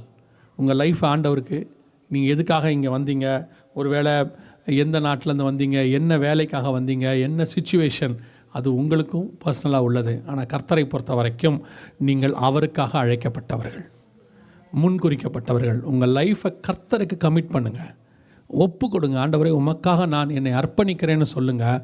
கர்த்தர் எடுத்து உங்களை வல்லமையாய் பயன்படுத்த வல்லமை உள்ளவராய் இருக்கிறார். அல்லேலூயா. இப்போ அடுத்த ஜென்ரேஷனை அனல் உள்ளதாய் மாற்ற, அடுத்த ஜென்ரேஷனுக்கு ராஜாக்களை எழுப்ப, அடுத்த ஜென்ரேஷனுக்கு ஒரு ஊழியக்காரனை எழுப்ப, கிறிஸ்தவத்தினுடைய அடுத்த ஜென்ரேஷனை கர்த்தருக்குள் நிறுத்த ஆண்டவருக்கு ஒரு அபிஷாக் தேவைப்படுகிறது. ஒரு விசுவாசி, ஒரு கமிட்மெண்ட் பண்ணுற விசுவாசி, ஒரு சபை. அது ஒருவேளை உங்கள் சபையாக இருக்குமானால், நான் இப்பவும் சொல்கிறேன், ஒரு அபிஷாக் கொண்டு வந்தாங்க சூனேம் ஊர்லேருந்து.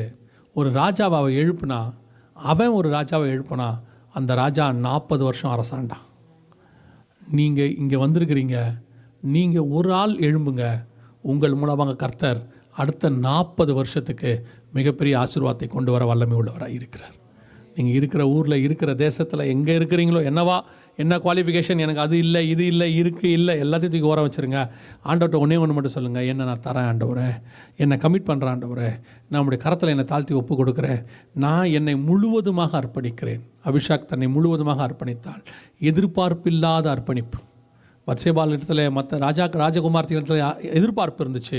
எதிர்பார்ப்பில்லாத அர்ப்பணிப்பு ஒரு மிகப்பெரிய எழுப்புதலை கொண்டு வந்தது. அல்லேலூயா. அதே எழுப்புதலை கர்த்தர் உங்கள் மூலமாய் கொண்டு வர வல்லமை உள்ளவராய் இருக்கிறார். அல்லேலூயா. நாம் ஜெபிக்க போகிறோம். எல்லாம் எழுந்திரிக்கலாமா தேவ சமூகத்தில்? Thank you Jesus. நன்றி ஆவியானவரே. எல்லா கண்களையும் மூடுவோம்.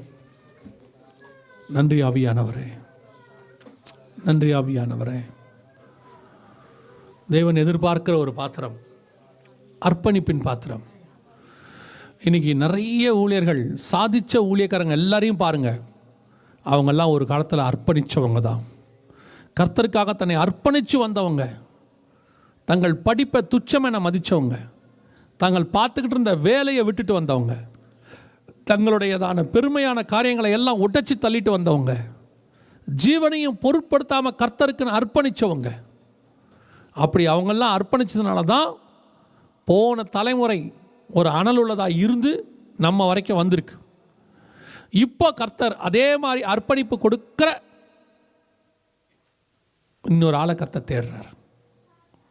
அந்த சிறு பெண் யாராக இருக்கும்? அந்த சபை எந்த சபையாக இருக்கணும்? ஏன் அது நம்ம சபையாக இருக்கக்கூடாது? ஏன் இந்த சபையிலிருந்து ஒரு எழுப்புதல் வரக்கூடாது? உலகத்தை கலக்கிறவங்க வராங்களோ இல்லையோ, குறைஞ்சபட்சம் இந்த தேசத்தை கலக்கிறவங்களாவது வரலாமே. தேவனால் கூடாத காரியம் ஒன்றும் இல்லையே. கர்த்தர் எழுப்பினவங்களெல்லாம் நல்லா பாருங்க. அவங்க உருவான ஊரை போய் பாருங்க. இன்றைக்கும் சின்ன ஊராக தான் இருக்கும். அவங்க எழுப்பின ஊர் ரொம்ப பெருசாக இருக்காது. அவங்க ஊர் மறக்கப்பட்டு கூட போயிருக்கோம். ஆனால் அவர்கள் ஊழியம் இன்னும் நினைவு கூறிக்கொண்டிருக்கும். அந்த மாதிரி ஒரு ஆளை தான் கர்த்தர் உங்களை என்னையும் தேடுறார். நீங்கள் இருக்கிற இடத்த பார்க்காதீங்க. நீங்கள் ஆயிரங்களில் சிறிதாக இருந்தாலும் கவலைப்படாதீங்க. உங்களுக்கு இருக்கிற டேலண்ட்டை பார்க்காதீங்க. மீன் பிடிக்கிறவர்களையும் கர்த்தர் மாற்ற வல்லமை உள்ளவர். படிப்பறிவில்லாதவர்களையும் நிருபங்கள் எழுத வைக்க அவர் வல்லமை உள்ளவர். தேவனால் கூடாத காரியம் ஒன்றும் இல்லை. உங்ககிட்ட இருக்கக்கூடியதான சுற்று வட்டாரத்தை பார்க்காதீங்க. யூதா கோத்திரத்தில் நீ எவ்வளவு சின்னதாக இருந்தாலும் கர்த்தர் உன்னை பயன்படுத்த வல்லமை உள்ளவர். ஒப்பு கொடுப்போமா? ஒரே ஒரு குவாலிஃபிகேஷன் தான் கர்த்தர் எதிர்பார்க்கிறார். எந்தவித எதிர்பார்ப்பும் இல்லாமல் பின்பற்றுகிற ஒரு கூட்டம். எந்த ஒரு எதிர்பார்ப்பும் கிடையாது. எங்களுக்கு ஒன்றே ஒரு எதிர்பார்ப்பு தான், என் தேவனுக்கு நான் சேவை செய்வது, என் ஆண்டவருக்கு பணிவிடை செய்வது. வேறு எந்த எதிர்பார்ப்பும் எங்கிட்ட இல்லை அப்படிங்கிற இடத்துக்கு நீங்கள் வந்துட்டீங்கன்னா கர்த்தர் உங்களை வல்லமையாக எடுத்து பயன்படுத்த முடியும். ஒப்பு கொடுப்போமா? தேவ சமூகத்தில் கிருபையுள்ள கரத்தில் ஒப்பு கொடுப்போமா? ஒருவேளை அப்படி ஒப்பு கொடுத்து ஜெபிக்க விரும்புகிறவங்க மட்டும் தயவு செய்து எல்லாரும் கை தூக்கிறாதீங்க.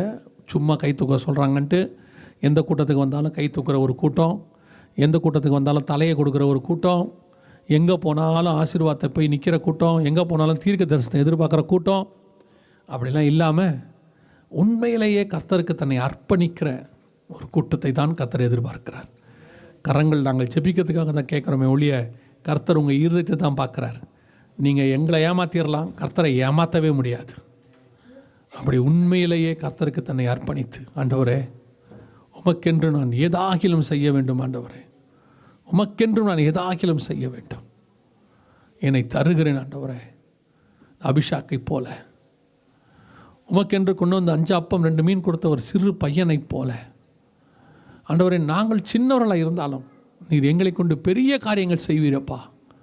நாங்கள் ஒரு சிறு கூழாங்கல்லாக இருந்தாலும் ஒரு பெரிய கோலியாத்தை நீர் வீழ்த்துவீர் ஆண்டவரே. என்னை தருகிறப்பா அப்படின்னு உண்மையாக அர்ப்பணிக்கிறவங்க கரங்களை ஆண்டவருக்கு நேராக உயர்த்தி, ஆண்டவரே என்னை எடுத்து பயன்படுத்துங்கப்பா. ஒரு எழுப்புதலுக்கு, ஒரு ரிவைவலுக்கு நான் காரணமாக இருக்கணும். ஒரு ஜென்ரேஷனை எழுப்புறதுக்கு நான் காரணமாக இருக்கணும். நான் ஒரு சின்ன துண்டு பிரசரமாக ஒரு ட்ராக்ட் போல் இருந்தாலும் பரவாயில்ல, ஆனால் அது மூலமாக ஒரு ஆத்மா ரட்சிக்கப்படணும் ஆண்டவரே. அந்த ஆத்மா வழியாக 1000 ஆத்மாக்கள் ரட்சிக்கப்படணும் ஆண்டவரே. கர்த்தர் அப்படி செய்யுங்கப்பா. ஒப்பு கொடுப்போமா? சர்வ வல்லமை உள்ள எங்கள் தகப்பனே, இந்த அருமையான நாளுக்காய் உமக்கு நன்றி. கிருபையுள்ள கரத்தில் எங்களை தாழ்த்துகிறோம். தேவனாகிய கர்த்தர் எங்களை அழைத்த முகாந்தரத்தை, எங்களை வேறு பிரித்த முகாந்தரத்தை இன்னும் ஒரு விசை நீர் எங்களை தெரியப்படுத்துகிற தயவுக்காக நன்றி ஆண்டவரே. அப்பா, நாங்கள் உமக்கென்று எழுப்பி பிரகாசிக்கிறவர்களாக, ஆண்டவரே உமக்கென்று ஏதாகிலும் செய்கிறவர்களாக, அர்ப்பணிக்கிறவர்களாக, எதிர்பார்ப்பில்லாமல் பின்தொடர்வர்களாக எங்களை ஒப்படைக்க கிருபை பாராட்டும். ஆவியானவரே, கரங்களை உயர்த்தி இருதயத்தின் ஆழத்திலிருந்து உண்மையாய் செபிக்கிற ஒவ்வொரு பிள்ளைகளுக்காய் நாங்கள் செபிக்கிறோம். கர்த்தர் இருதயத்தை கவனிக்கிறவராய் இருக்கிறீர். எடுத்து பயன்படுத்தும் இந்த சபை உமக்கு சித்தமானால் வருகிற நாட்களிலே ஆண்டவரே இதை பார்க்கிலும் இன்னும் அதிகமாக, இன்னும் வல்லமையோடு கூடு, இன்னும் அனலோடு கூடு, அநேகருக்கு பிரயோஜனமுள்ள ஒரு பாத்திரமாய் மாறட்டும் ஆண்டவரே. கிருபையுள்ள கரத்தில் எங்களை தாழ்த்துகிறோம். எங்கள் ஆண்டவர் இயேசு கிறிஸ்துவின் நாமத்தில் ஒப்பு கொடுத்து ஜெபிக்கிறோம் எங்கள் ஜீவனுள்ள நல்ல பிதாவே.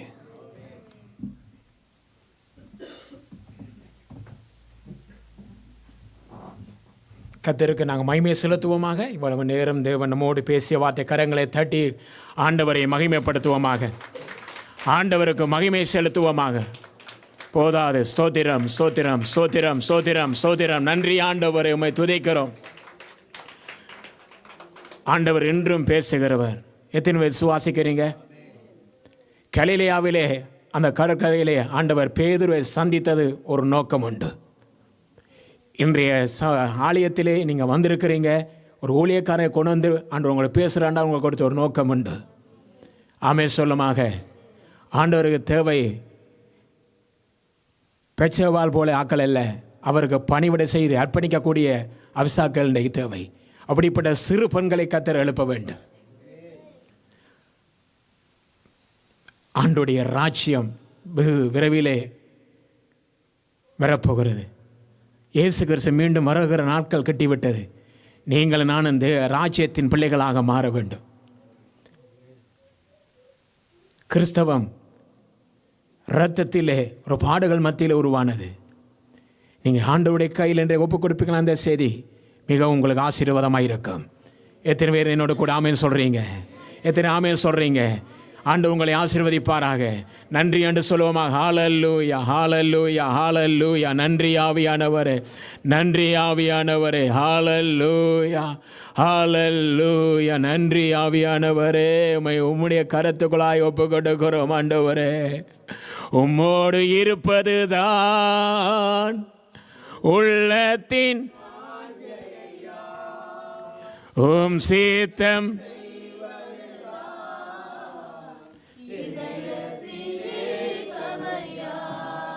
உம்மோடு